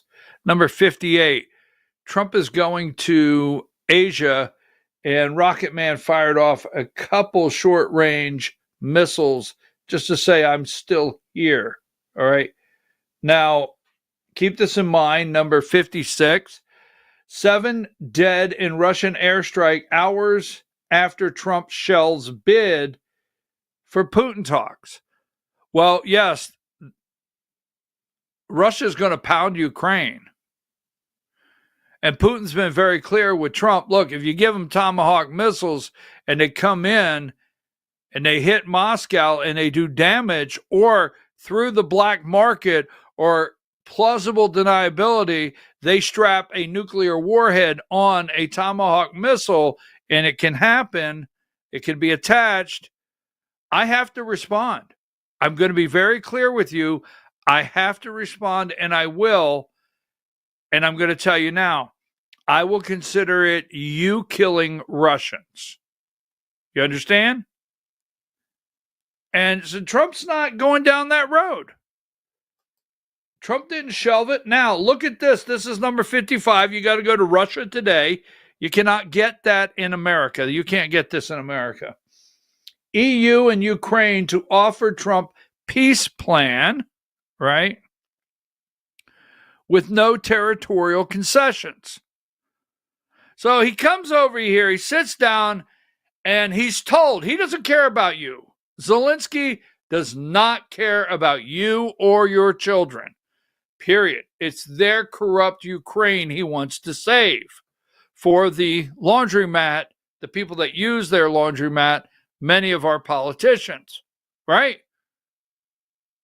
So he comes over here and Trump puts him in a room and says, look, Putin is very clear with me. If I give you a damn Tomahawk missile and you lob it in there and you kill Russians, he's going to consider that I killed Russians, that the American people were behind killing Russians, and he's going to retaliate against American people, not just you.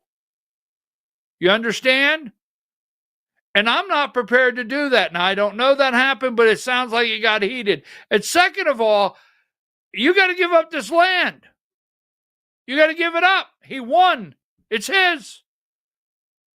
Now, the only way you can get it back, because I'm going to say you could win, and Trump does, he says, you could win, but that means we have to go all-out war with Russia, and the American people are not going to do that and not going to support me doing that. So it's not going to happen. You understand? So what's this little sawed-off runt do? He gets his ass up. I wouldn't let him come back to America, and he runs over to the EU. And the EU says, you know what? I'm going to run a plan to Trump that we have to use.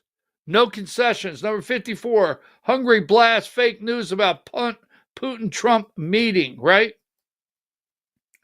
Now, 51. Lavrov and Rubio expected to meet October 30th. Now, this is coming from the Moscow Times, not America. They're expected to meet October 30th.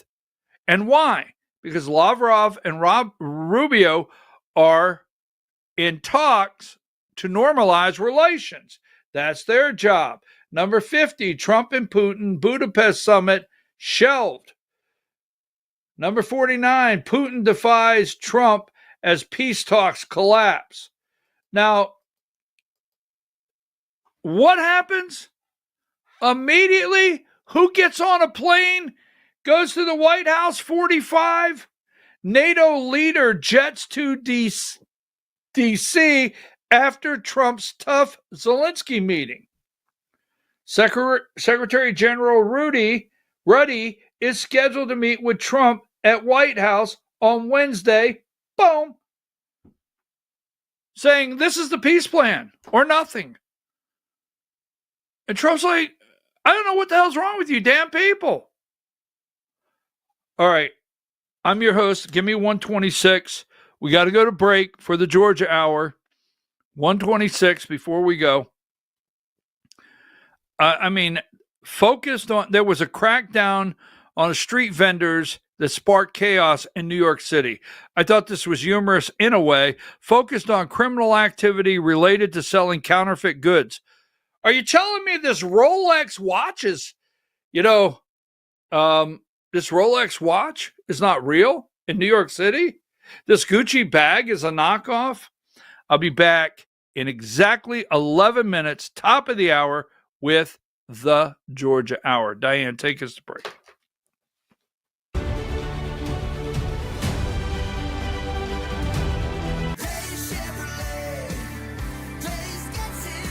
At Days Chevrolet in Jasper, it's last call. Your last chance to save $12,000 off Silverado 1500 and $7,500 off Silverado 2500 crew cabs. Don't miss last call and save $12,000 off Silverado 1500 and $7,500 off Silverado 2500 crew cabs at Days Chevrolet in Jasper. Days Chevrolet.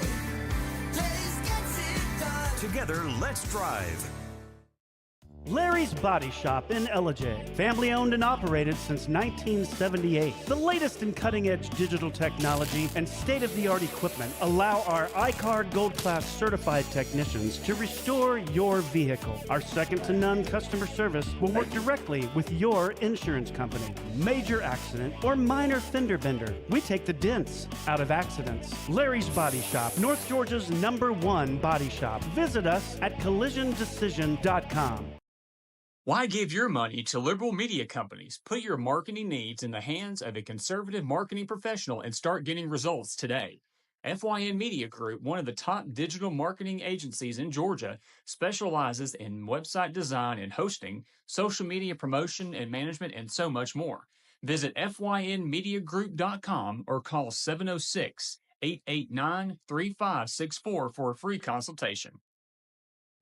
Welcome to El Rey Azteca Mexican Restaurant. We invite you to indulge your senses with our from-scratch authentic Mexican food. Whether you are hungry for fajitas or the El Rey Azteca burrito, we offer a wide variety of fine Mexican dishes, drinks, and desserts. Our inviting patio, indoor seating, and bar has a seat for everyone. So come to El Rey Azteca for delicious food, great drinks, good friends, and loads of fun in a casual and friendly atmosphere. Ladies, when you wear elegant jewelry, you become a force to be reckoned with. You shine brighter than the stars in the sky, and your inner beauty radiates like the sun. So embrace the magic, embrace the elegance, and let your jewelry be a reflection of your true, authentic self. My friends over at North Georgia Diamond know what a woman wants. Go see them for the perfect gift. And remember, when it comes to elegance, there's no such thing as too much.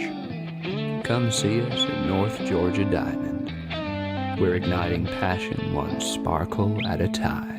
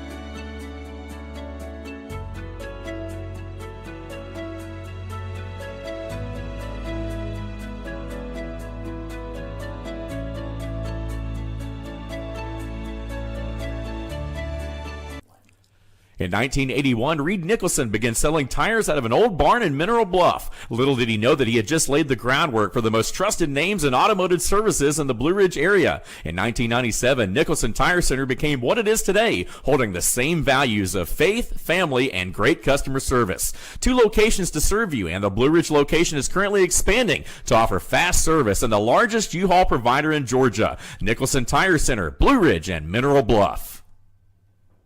This is a special report. Knowing how to invest your money is harder than ever before. Dealing with stock market volatility, record debt, and terrorist attacks requires new thinking. At U.S. Asset Management, we can help you see the world more clearly so that you can move beyond the chaos and invest with confidence. Call us, visit us online, or drop by our office. U.S. Asset Management, helping you make better decisions with your money. Mesquite Grill, now offering online ordering for your convenience. Check out our new website at mesquitegrillbr.com. That's mesquitegrillbr.com. The great food and service you have come to expect, ready for you when you arrive. Open 7 days a week with a fully stocked bar and friendly service. Bring your furry friends with you and dine on our pet-friendly patio.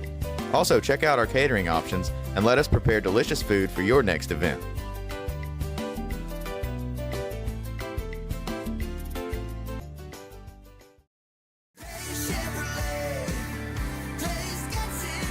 At Days Chevrolet in Jasper, it's last call. Your last chance to save $12,000 off Silverado 1500 and $7,500 off Silverado 2500 crew cabs. Don't miss last call and save $12,000 off Silverado 1500 and $7,500 off Silverado 2500 crew cabs at Days Chevrolet in Jasper. Together, let's drive. Larry's Body Shop in Ellijay. Family owned and operated since 1978. The latest in cutting-edge digital technology and state-of-the-art equipment allow our iCard Gold Class certified technicians to restore your vehicle. Our second-to-none customer service will work directly with your insurance company. Major accident or minor fender bender. We take the dents out of accidents. Larry's Body Shop, North Georgia's #1 body shop. Visit us at collisiondecision.com. Why give your money to liberal media companies? Put your marketing needs in the hands of a conservative marketing professional and start getting results today. FYN Media Group, one of the top digital marketing agencies in Georgia, specializes in website design and hosting, social media promotion and management, and so much more. Visit FYNmediagroup.com or call 706-889-3564 for a free consultation. Welcome to El Rey Azteca Mexican Restaurant. We invite you to indulge your senses with our from-scratch authentic Mexican food. Whether you are hungry for fajitas or the El Rey Azteca burrito, we offer a wide variety of fine Mexican dishes, drinks, and desserts. Our inviting patio, indoor seating, and bar has a seat for everyone. So come to El Rey Azteca for delicious food, great drinks, good friends, and loads of fun in a casual and friendly atmosphere. Ladies, when you wear elegant jewelry, you become a force to be reckoned with. You shine brighter than the stars in the sky, and your inner beauty radiates like the sun. So embrace the magic, embrace the elegance, and let your jewelry be a reflection of your true, authentic self. My friends over at North Georgia Diamond know what a woman wants. Go see them for the perfect gift. And remember, when it comes to elegance, there's no such thing as too much. Come see us at North Georgia Diamond. We're igniting passion one sparkle at a time.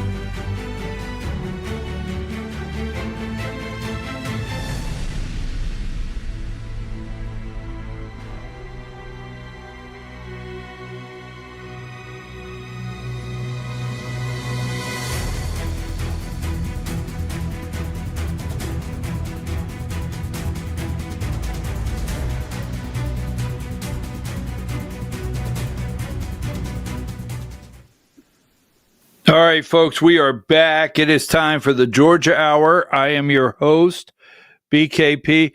Diane, I'm going to send, if you can do this, I've been working on it all morning, and I've been working on this whole entire program since 3:58 a.m.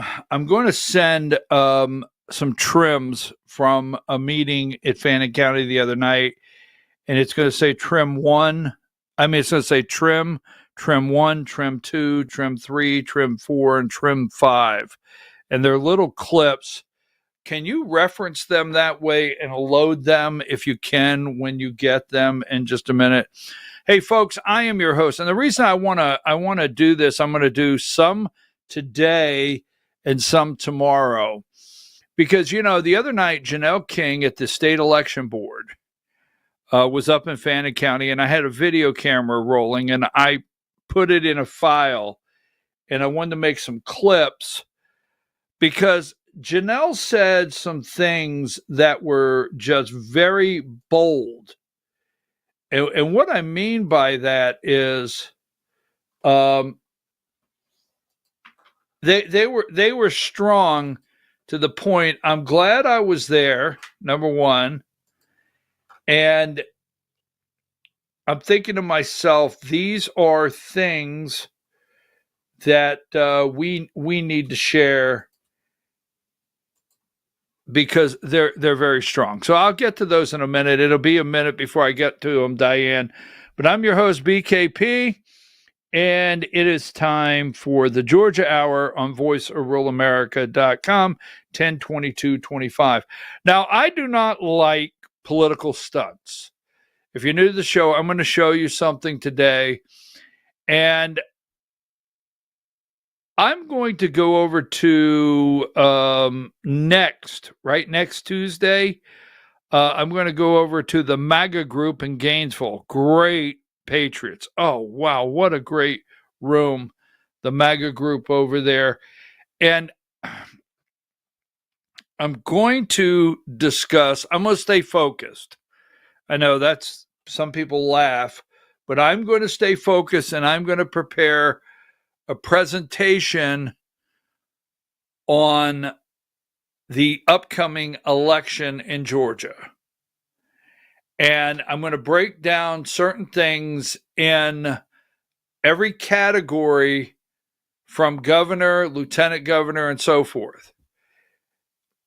And let me tell you why they really dislike me. Is because I will tell you how it works.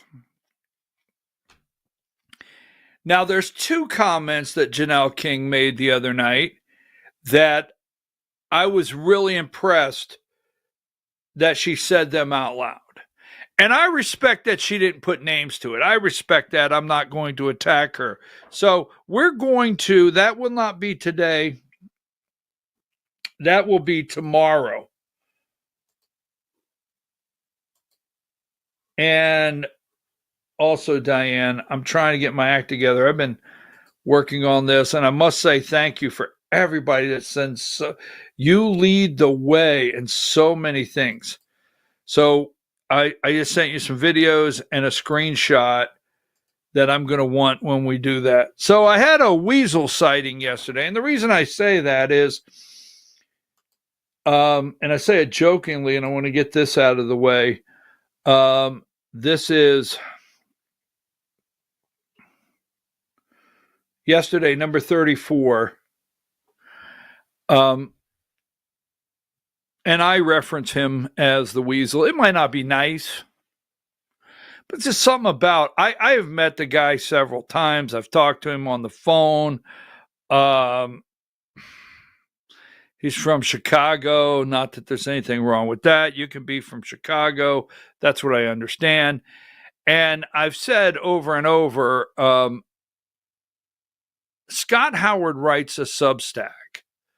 He writes a Substack, and he has really gone into great detail on Jeff Duncan 2.0, a fake MAGA warrior, and deep state establishment ties. And he references Greg the Weasel. So Now, also, and all I'm doing is saying, hey, go over there, read the articles. And I support many other people that write Substacks over there. When I say I highlight, so you can go read for yourself. Then today, he put this out. Wait a minute. I thought I had it here a minute ago. Wait just a second. Because I had a second. I thought I cropped it out, but maybe I didn't. He has one that references Teletrex. All right. So if you go over there, he has another Substack that discusses Teletrex. And some people are not happy that he is, discussing Teletrex, but that's over in another Substack he has. So I didn't crop it out. No, there it is. Number 135, Diane. Here it is. Teletrex, right? The Teletrex Open Records Saga. Now, and a case study in government transparency, and that's over on Substack. Now, take that down. So, as you well know, I talk about it all the time. I do not like political stunts. And there was a weasel sighting yesterday. So let's go with 119.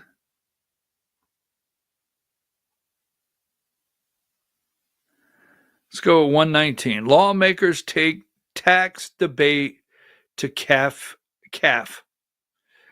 So over in Gainesville, they picked out a restaurant and they had the committee that's been assembled to look at eliminating the state sales tax. I really admire all the great patriots that went around the state and made presentations to the Blue Ribbon panel for election procedures, headed up by none other than a candidate for Secretary of State, right? What's his name again? He's running for Secretary of State. I forgot his name. I'll get back to it in a minute. So, that being said, wait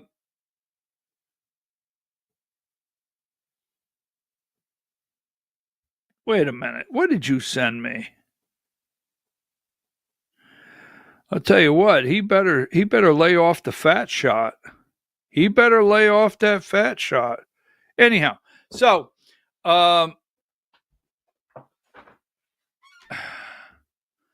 what's that guy's name that's running for Secretary of State? I got so many of them rattling around in my brain. The guy that's chairing that committee. I know you're sending it to me right now, right? Anyhow, eliminating state income tax. Let me get back to this. So, folks, I just want to be clear that within the next several months, all the way up to May, and then after May, the political stunts will change. There will be so many political stunts you can't get out of the way of them. And I'm going to highlight every one, every time, and I'm not going to play favorites. And that's my commitment to you. Because I dislike now. So there's the weasel, Greg Dolezal, and number 2. So we got the weasel. And then we have right? Number 120. Number 120. Thank you. I'm sorry. Tim Fleming, thank you very much. So you got the Weasel. Now, this one might be long. Then you got Pretty Boy Tillery, right? Why, he's a pretty boy. That's Pretty Boy Tillery. I like Blake. Relax. You know how I am. I'm not attacking. Get off it. All right? But you got the Weasel, and he's sitting next to... Now, there's something about this eliminating state income tax. It's getting interesting over in Gainesville with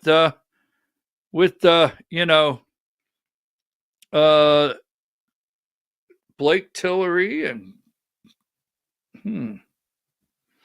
Greg Dolezal. Let's try this one. Let's see if this enhances the picture as we stretch it out of this most recent political stunt. Give me number 116.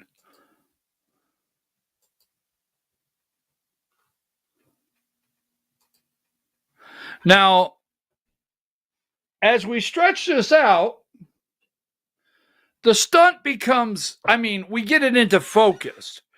We have the lieutenant governor at the far end with the tie there, right? And that would be Burt Jones. And he is listening intently, almost like he just finished a Jason Aldean concert. And, but he's listening there. He's the lieutenant governor. And he felt it was important. He created this committee to discuss eliminating state income tax. And he doesn't have to be there, but he felt it was so important. He was going to sit in because it's in Gainesville. Just saying, that's my opinion. All right. Now, next to him, the guy that's so busy paying attention, that's Bubba Gooch. Now, Bubba Gooch is texting someone, right? That's just Bubba Gooch, right? You got the fair-haired boy on the far end, the fair-haired boy. That's Tillery. You got the Weasel. Now, I haven't come up with Burt Jones yet. I'm holding that one. But you got Bubba Gooch. You got the fair-haired boy, Tillery. And you got the Weasel, Dolezal. There's something about this picture. Well, wait a minute. Blake Tillery, Georgia State Senator, running for the lieutenant governor. The Weasel, Dolezal, next to him, Gregory, running for lieutenant governor.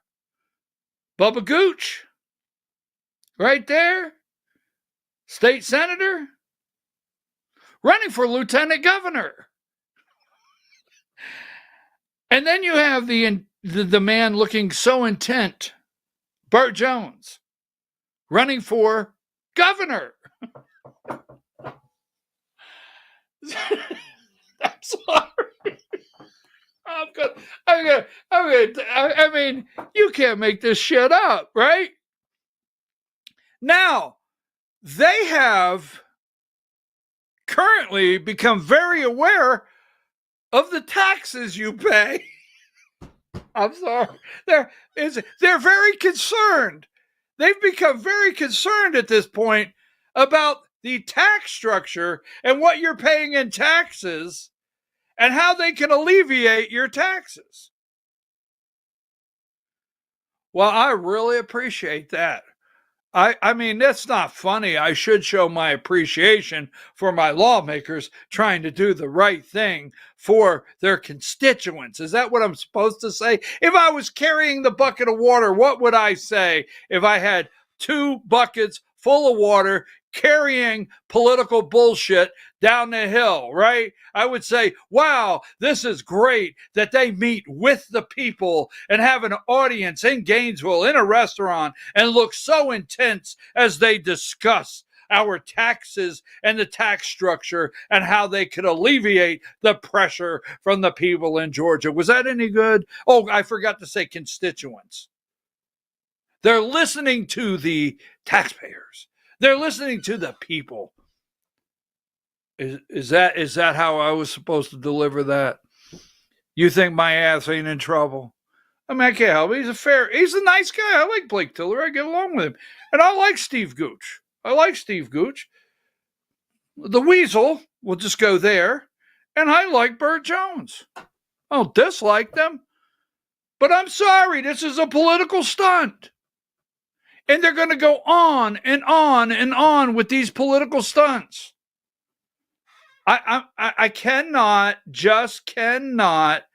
let that slide by and not bring it up. Now, 121, and I'm going to get out of this. Because I have a lot to do today. I have a lot to do. Oh, they're going to all get together. Their next committee meeting is how to get rid of the truth teller. States with no income tax. And that would be state income tax. No income tax in the green, debate over income tax, right? So I just want to say, if they want to get together and talk about this and eliminating state income tax on a serious note, I support that, but I know it's not sincere. And when I say that, folks, the Georgia state, now let's go back here, okay?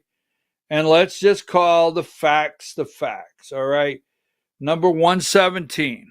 Now let's go back just a minute, right? Now, if they're serious, they would discuss it. Now, the fair-haired boy, Blake Tillery, he's a nice guy. Do I have to keep saying? I actually like the guy. I mean, hey, how many times they call me short, fat, all the above, right? Boom. They'll survive. They'll get over it. So Blake, he is the chair of the appropriations, right? He is the chair of the appropriations.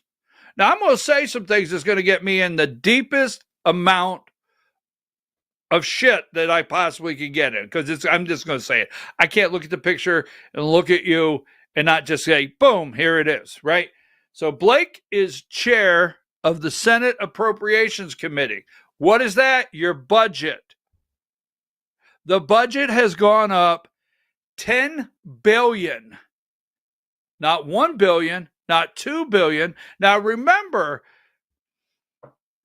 the state has a $14+ billion reserve. The budget has gone up. He chairs the appropriations. $10 billion in 4 years. 4 years. Now, what he really should be answering is, wait a minute, as chair of the appropriations, he is the one that's getting the budget request. Now, Blake Tillery is the one getting the budget request.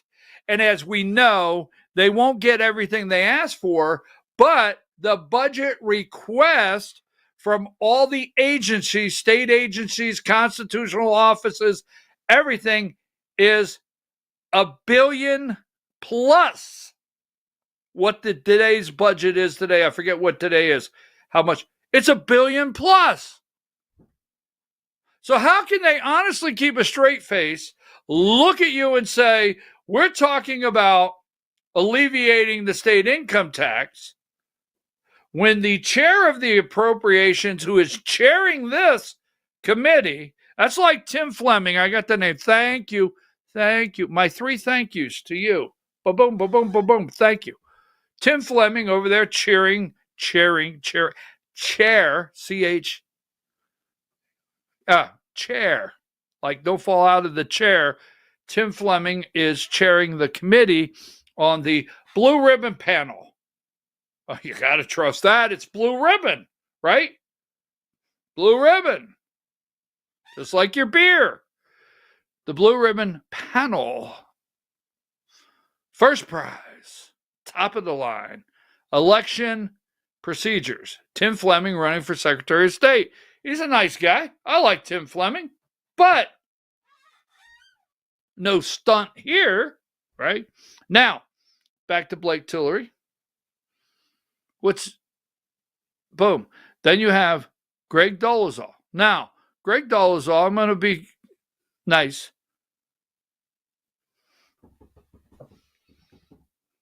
I don't like the word dog.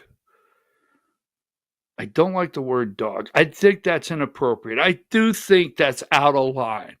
So Greg Dolezal, the lap puppy of Burt Jones, we use puppy. It's much more friendlier, right? Greg Dolezal, the lap puppy of Burt Jones. Now, this is where I get in so much trouble, I don't know if I could go out anymore. I feel, my opinion, that Burt Jones really would like for lap puppy Dolezal to win lieutenant governor's race. I know I can't go out in public anymore. What am I to do? What am I to do? Because God knows I can't hide. I'm recognizable. Just the way I feel. It's the way I feel. Okay? So Greg Dolezal sitting there like, well, I'm running for lieutenant governor, and the boss, Burt Jones, put me on here, and I have to look like I'm really interested in saving. And then you got Bubba Gooch over here, right? And I'm going to go out and say he may be the most true conservative that's sitting at these tables today. But he, like Blake Tillery, chair of the appropriations in the Senate, your tax money and spending, Steve Gooch, Republican Senate Majority Leader. All right. Now we have Burt Jones, Lieutenant Governor of Georgia. Now, I know some of you are going to say, well, I thought you liked these guys.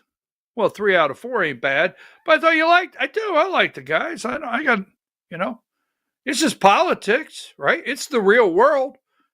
I am tired of the American people.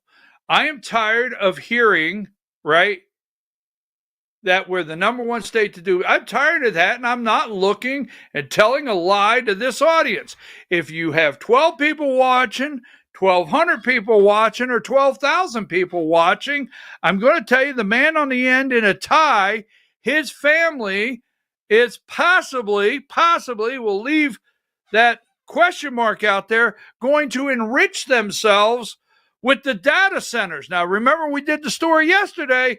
The data centers in Georgia, boom, we have become the Wild West. And we also did the story yesterday that it's going to take what? Like 3 plant Vogels to put enough electricity out there? And what? It couldn't happen at a better time.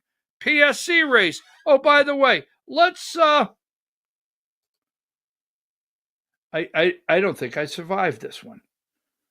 I really don't. I think they're going to, well, you never know. So here you go. We got a PSC race. And give me number 115. And I've watched the media. I have told you for months, okay? Absolute months what was going on with the PSC race. I told you that, right? I have the tape for months on end telling you that they're going to lay out. Why do you think I read the AJC every day? Because I like the AJC? What the hell is wrong with you? No. I have to keep up with the narrative. And I know they slow walk the narrative.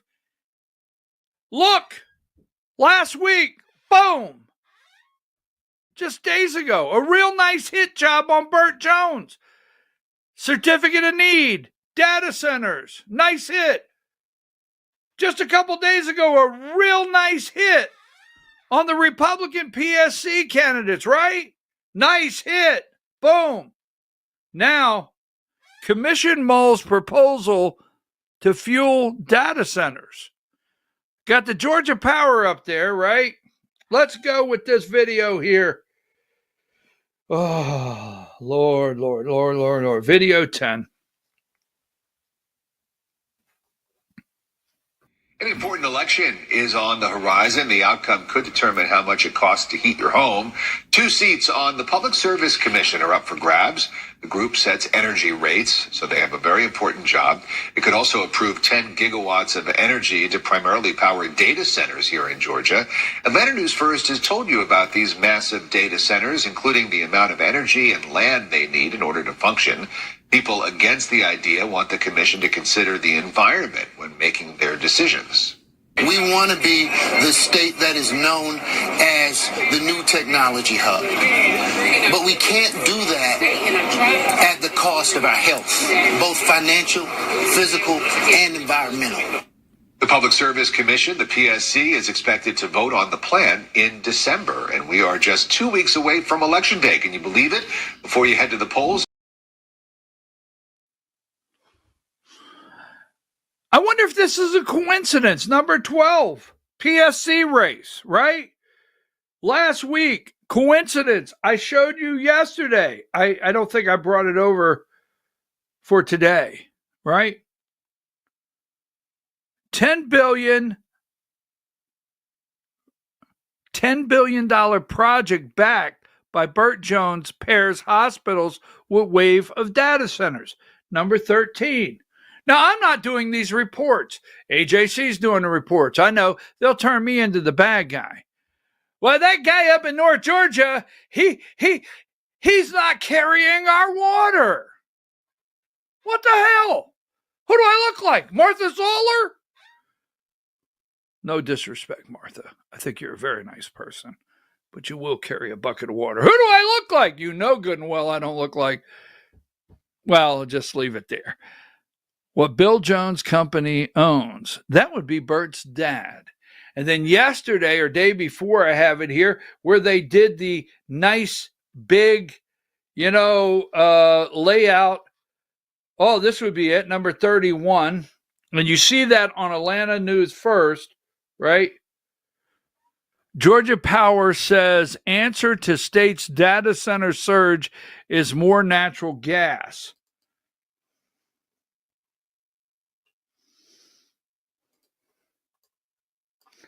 Georgia Power officials will make their case to state regulators beginning Tuesday to build gas-fired power plants and add solar battery storage. Now, I wonder if Georgia Power will, when they make their presentation, much like Plant Vogtle, I wonder if they will incorporate cost overruns. I wonder if they'll incorporate maybe a rate hike to pay for the cost overruns. I wonder if they'll make a guarantee that no matter what happens, it will cost. I don't know. Plant Vogtle, I know we could trust everything about. The state's largest electric company wants to add to its fleet 10,000 megawatts, roughly the capacity of 10 nuclear reactors at its plant. Number 32, it's just a staggering amount of new capacity resources. Georgia is the fastest growing market in the nation for new data center warehouses packed with servers. Now, folks, let me just say something to you. You can run me out of town if you want. With news like this, PSC race coming up, we must get the two Republicans over the finish line. The last thing we've got time for is this right here. Self-serving political stunts 117, right, during lunch in Gainesville. We don't have time for this. We need actual candidates out there. Because every time they talk about ending the income tax in Georgia, the real issues that are taken on, what are they going to do? Are they going to send you another $500, another political stunt, right? Are they going to do that? Is that what's going to happen? Are they going to address the real struggles financially that they're putting on people? Or are they going to say, maybe we'll look at property tax and at least alleviating it for seniors? Or will they alleviate it for seniors, God bless seniors in America, but shift the burden over to, right? They never alleviate a tax. They never take out of their coffers. No, no, no. That continues to go up and increase as the burden gets shifted. Don't forget that. Now, let me show you this. I've showed it to you several times, 134.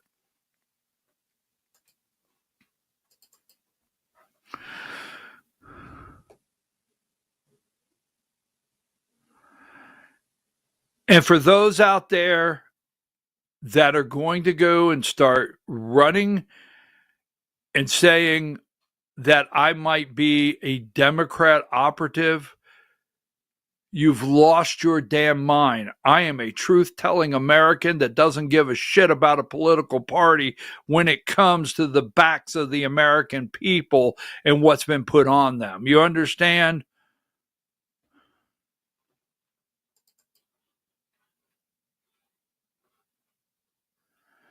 Tax question. Can you take that one off there, Diane? Tax questions, right? For more than 100 years, local governments have skirted constitutional limits on some taxes because the state Supreme Court said they could call them fees. Fees. They may have got it wrong. All right? So I'm just telling you right now, until they say, hey, you know what? All right, I want to, what's in the AJC today, that the narrative they're carrying, I want to make sure I get that out. Yeah, this is part of the stunt 67. Just want to go through here. Burt Jones wants to make Grover Norquist anti-tax pledge cool again. So he signed the pledge that he will not, as a governor, 68. Decades ago, Grover Norquist's pledge never to raise taxes was an influential litmus test for Republican politicians. Lieutenant Governor Burt Jones wants to make it fashionable again. I'll tell you what, Lieutenant Governor Burt Jones, come on the show. You know you're going to get a respectful interview. You know I do that, okay? Come on the show, all right? And let's talk about fees. Let's talk about skirting the word tax. Let's talk about fees. All right, we'll do that. Number 69, here is Burt Jones yesterday. In this race, Jones is making a vow to phase out income tax, a central theme of his campaign, even as some worry how the state would replace roughly $19 billion in revenue. Well,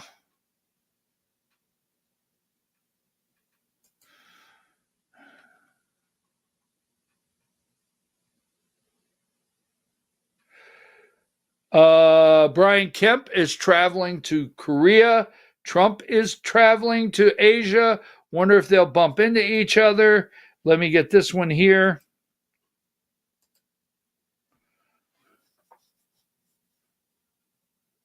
No, I have to read this one and make sure that there's some research I want to do on this one here.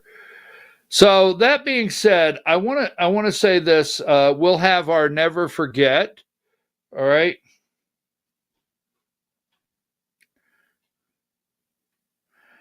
Don't want to say that. Don't forget number 17, as we bring up Greg Dolezal, that he Teletrex. I'm just saying Teletrex. Greg Dolezal, ba-boom, ba-boom, ba-boom. Reminds me of Rob Pitts, Fulton County. You can't make this. Oh, Fulton County. I would never take a picture with this man.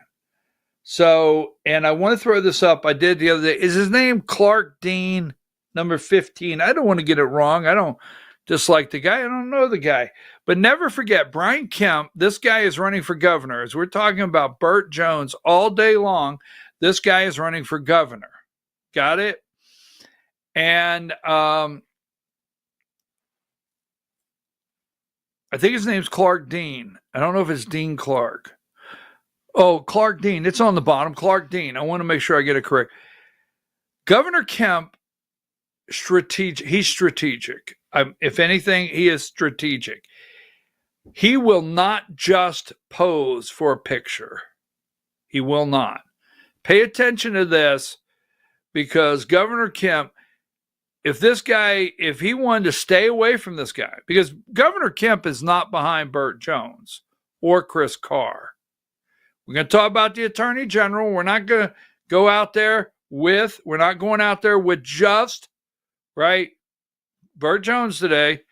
This guy, Brian Kemp, just saying, pay attention. Brian Kemp strategically takes pictures with people. Now, that being said, let's go to the Attorney General and then a pay attention. So you have Chris Carr, the Attorney General of the state of Georgia.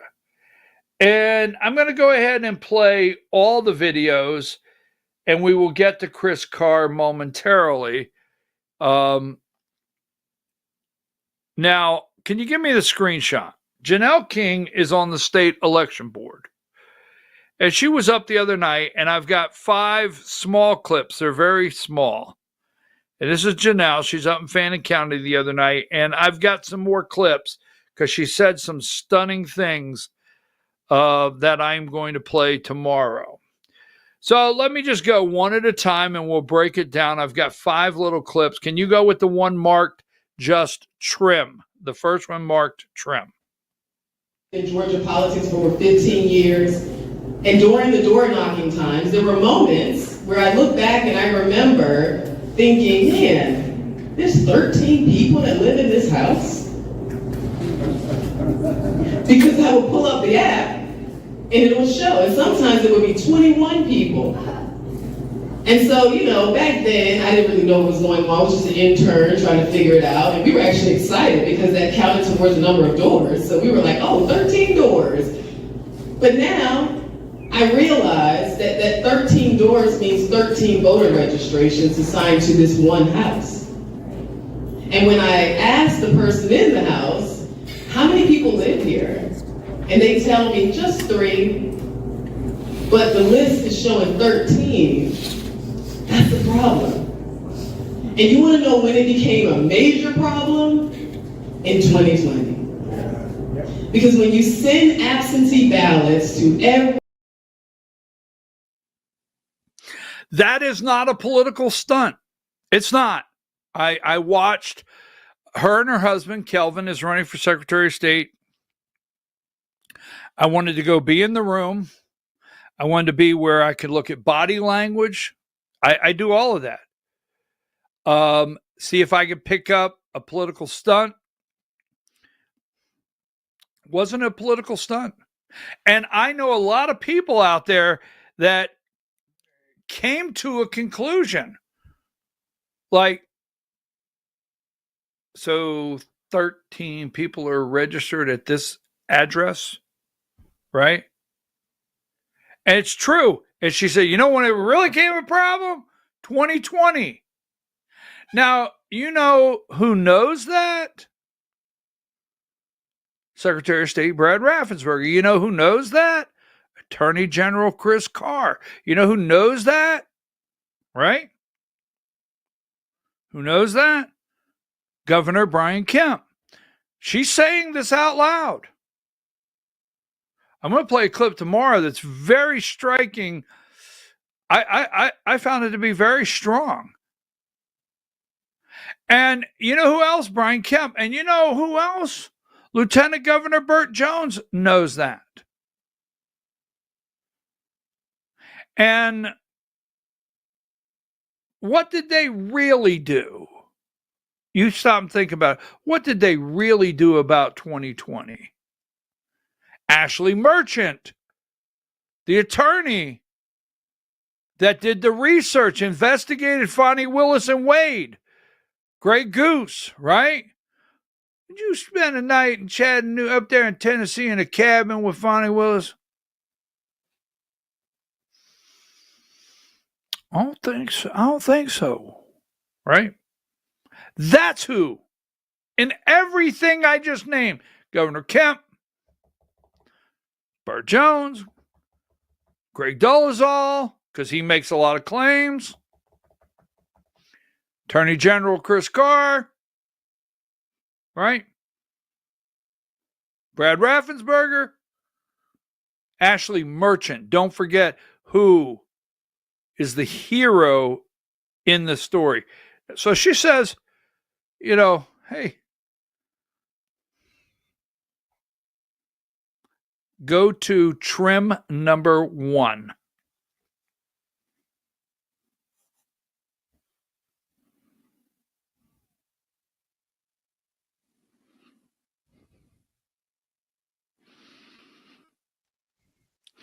I should have had one just called trim, then trim 1, then trim 2. Trim 1. It goes trim 2, 3, and 4. Oh, trim is trim 1. That's my fault. Did you have to call me out in front of God and country? That's okay. I'll take it. I can live with it. Go to trim 2, please. My sincere apology. We've sat with election experts. We listened to some of the best in the country. And when I look at our election process, I am concerned. And thank you to our election officials, directors, workers, everybody. So that was short, but now she is on the state election board. And before she goes on the state election board, she's in the process of evolving, and I'll give her credit for that. Of, wait a minute, what really happened? What are we seeing here? What are we laying out, right?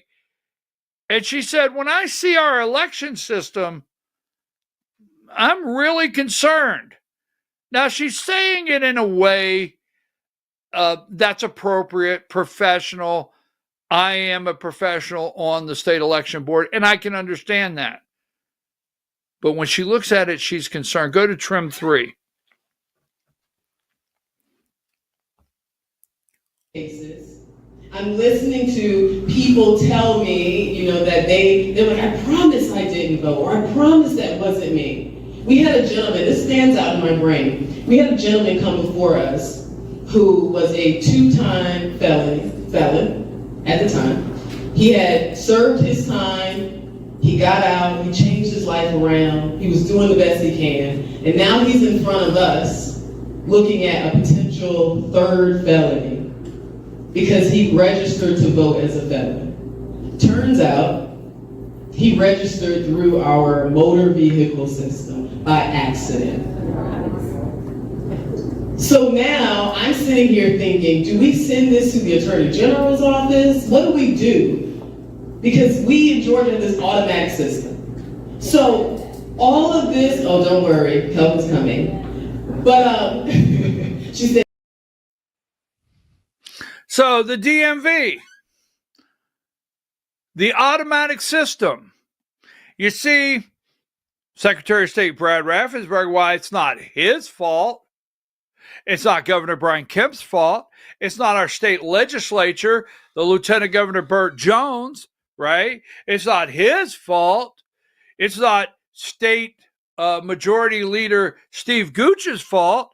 I'm just going on that meeting yesterday. It's not, Speaker of the House John Burns' fault that we have a DMV registration that registers everyone to vote. Now, in clarification, if you're charged with a felony crime in the state of Georgia, once you complete sentence, and every state's different, once you complete your sentence, you can legally vote again. So we know in the state we have a system that allows for fraudulent registrations. And the fraudulent registration could be unknown to the person registering. They could not know they're doing something wrong, whatever. But we fought, and we have lawmakers, SB 202, SB 189. We have people like Brad Carver, and Josh McCoon, Georgia GOP Inc., Brad Carver, Georgia GOP Inc. Election Integrity Task Force, that say we're moving the ball forward. For who? Or whom are you moving the ball forward for? Or whatever, right? We know we could clean these things up. But now let me just say this in the interest of getting my ass handed to me. Don't blame every bit of this on Brad Raffensperger. You understand? Don't blame every single. Now we can blame X. I'm with you. Don't hand my ass to me.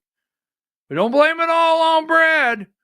And then go around cheering and carrying the water for someone wearing a red hat. Okay, so what are we up to? Just go to the next one on the chronological order of our trim. I think we're up to 4. We have to do our duty.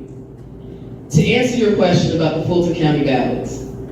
So, for those of you who don't know what's going on, so there are around 300,000 ballot images that are currently missing. These are, when you scan the ballot, it puts out a ballot image, kind of like a receipt. It's a receipt that the ballot existed. Well, once the election is over, these documents become readily available to the public because it does not have any of your personal identification information on it. So we now have a bunch of ballots that Fulton County has. They claim it's in their warehouse. That's what I was told. Now it's interesting. If one person told me they destroyed them, another person told me they were in the warehouse. Another person said that they're in the warehouse but we can't get to them. So, I mean, either way, the ballots are missing. The state election board, well, first the public asked for them. They wouldn't give them. Then the state election board, we asked for them. They wouldn't give them to us. We subpoenaed them. And we did it purposely on the day before the election in 2024 so that we can ensure that they can't say, oh, it's been 4 years, so we've destroyed them. They still haven't given them to us. So to answer your question, what can be done about it, this is where we are now. We triggered the Department of Justice, the state election board.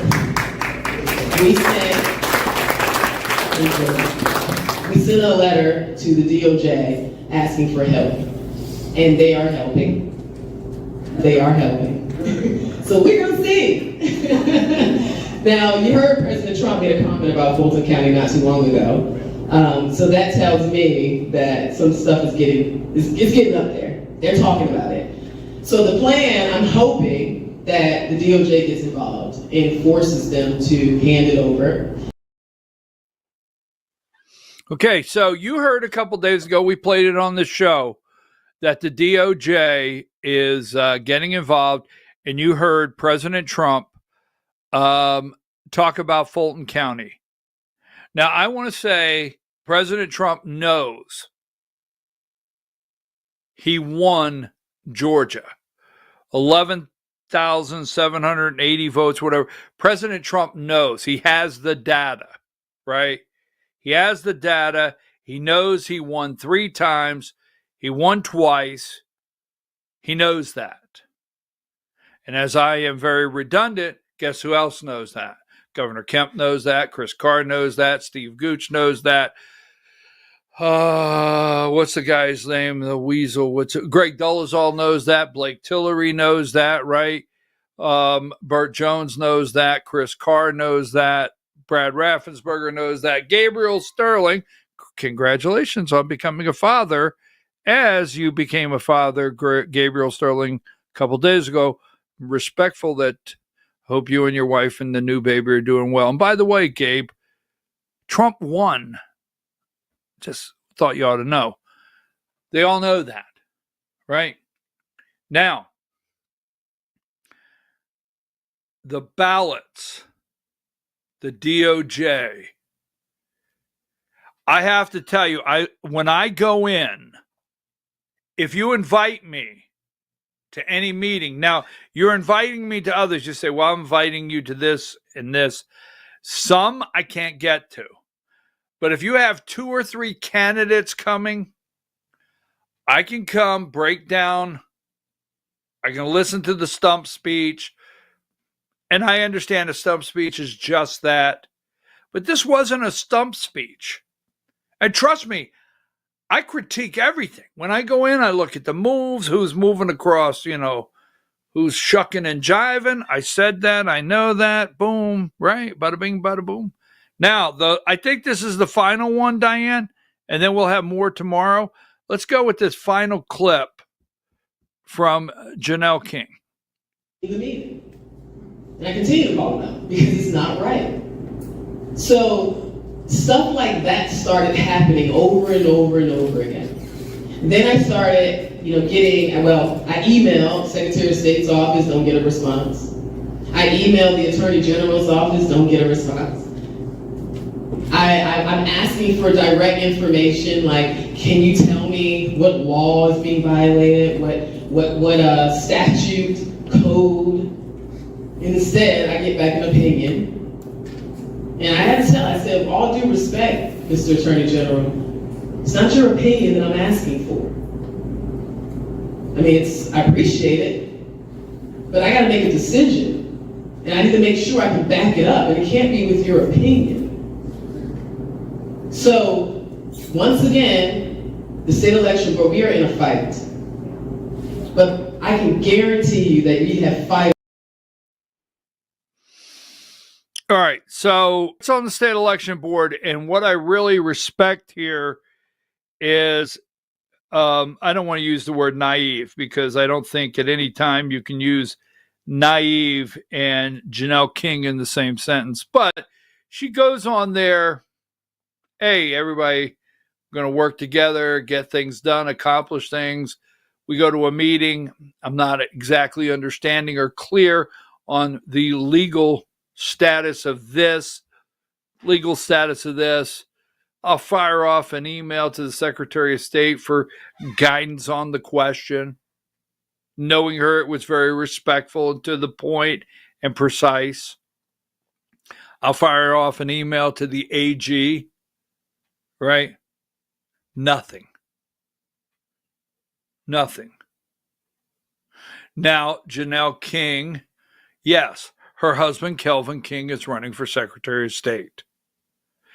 And he gave, and it's not a negative, it's politics. He gave a stump speech when he got up, right? It's understandable. When I say a stump speech, don't think the worst. Some stump speeches are, give you background of who the candidate is and where they come from and things like that.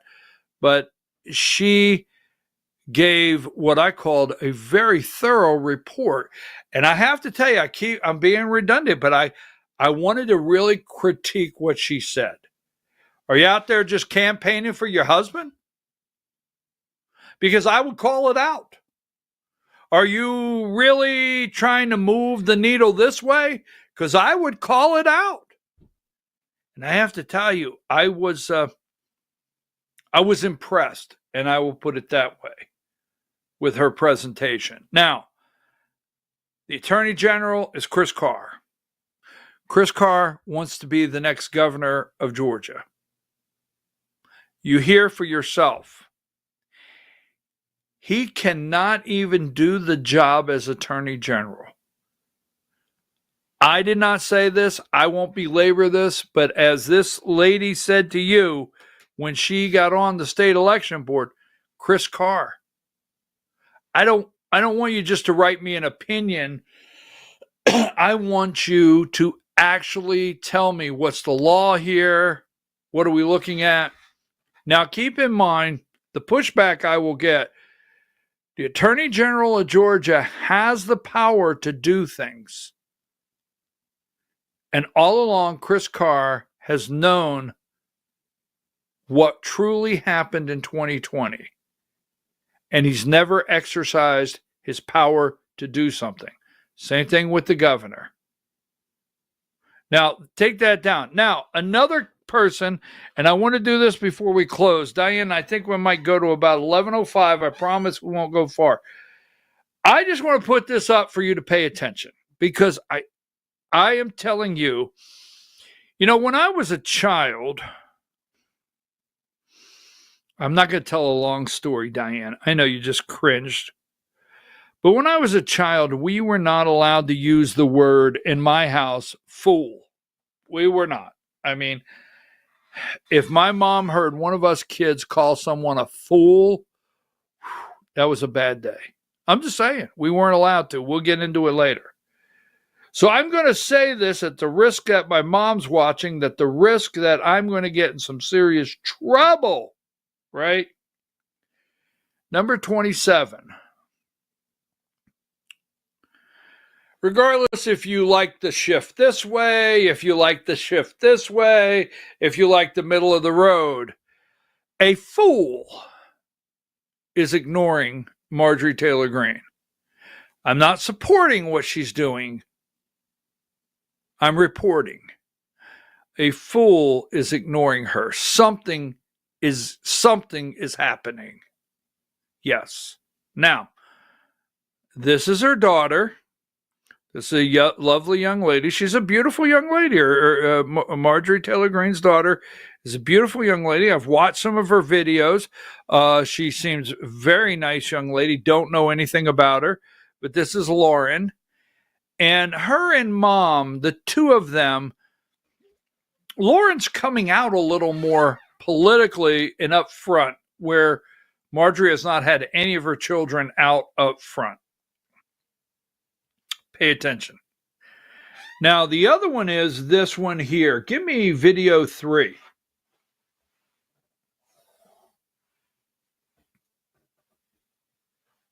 Well, I don't think it's good advice that a government shutdown is going to help Republicans in the midterms. I don't agree with that.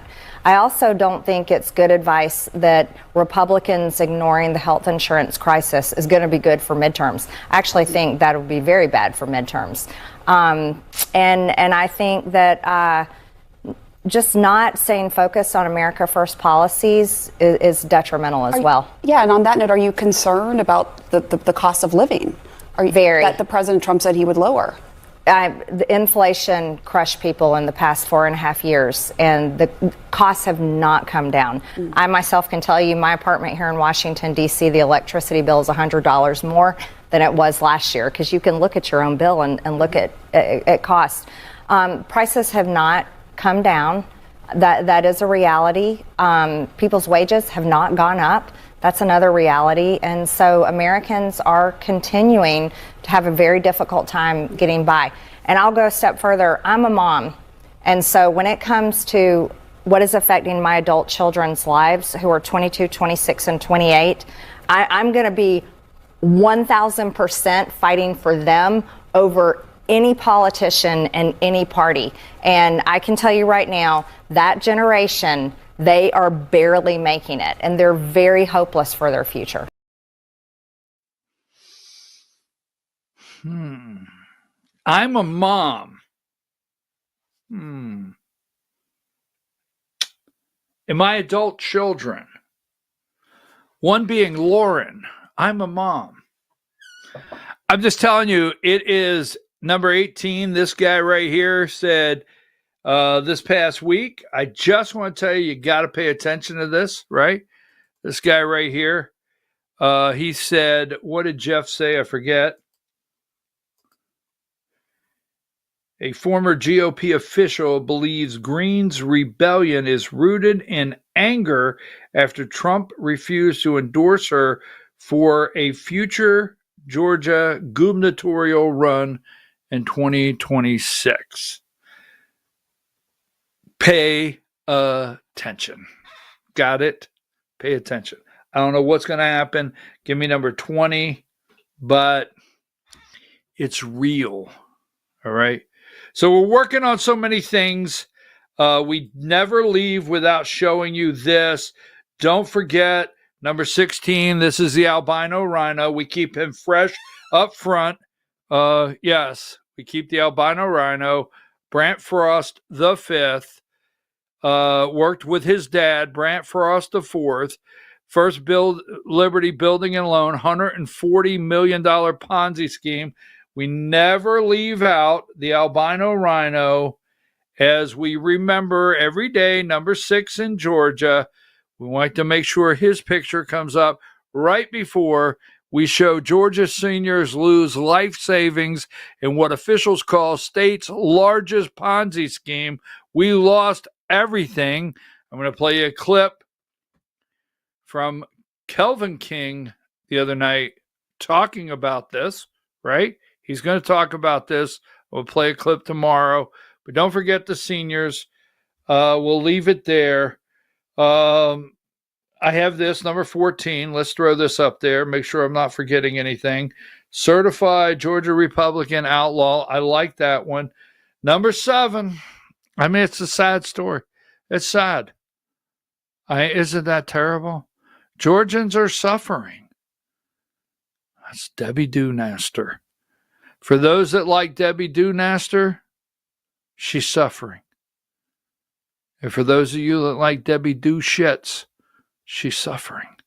So we don't want to forget that. And then we have the Jackal of Georgia, Dennis Must Go, number 3. Every day we will show you this. Let me double check, see if I've missed something here. I don't think so. I think I'm good. Yes. Diane, I'm pretty good. So every day you can catch me outside. I don't know why I say things. Right here, YouTube, Rumble, X. But the place I promote the most. So before we go, one more announcement before we go.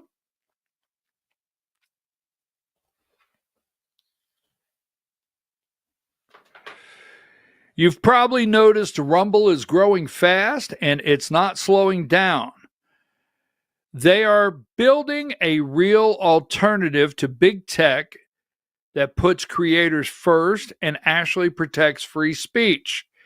And now there's Rumble Premium, an easy way to upgrade your experience. With Premium, you get ad-free viewing across the platform, no pre-rolls, no interruptions, just the content you come for.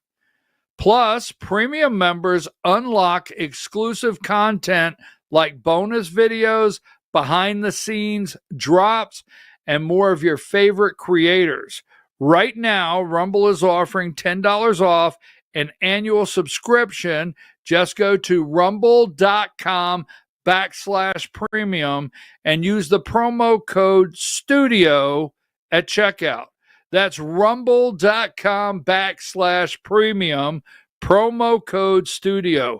No ads, more freedom, and content you actually care about. That's the deal. I'll see you tomorrow morning at 8 a.m. I can't wait to get here. Have a great day.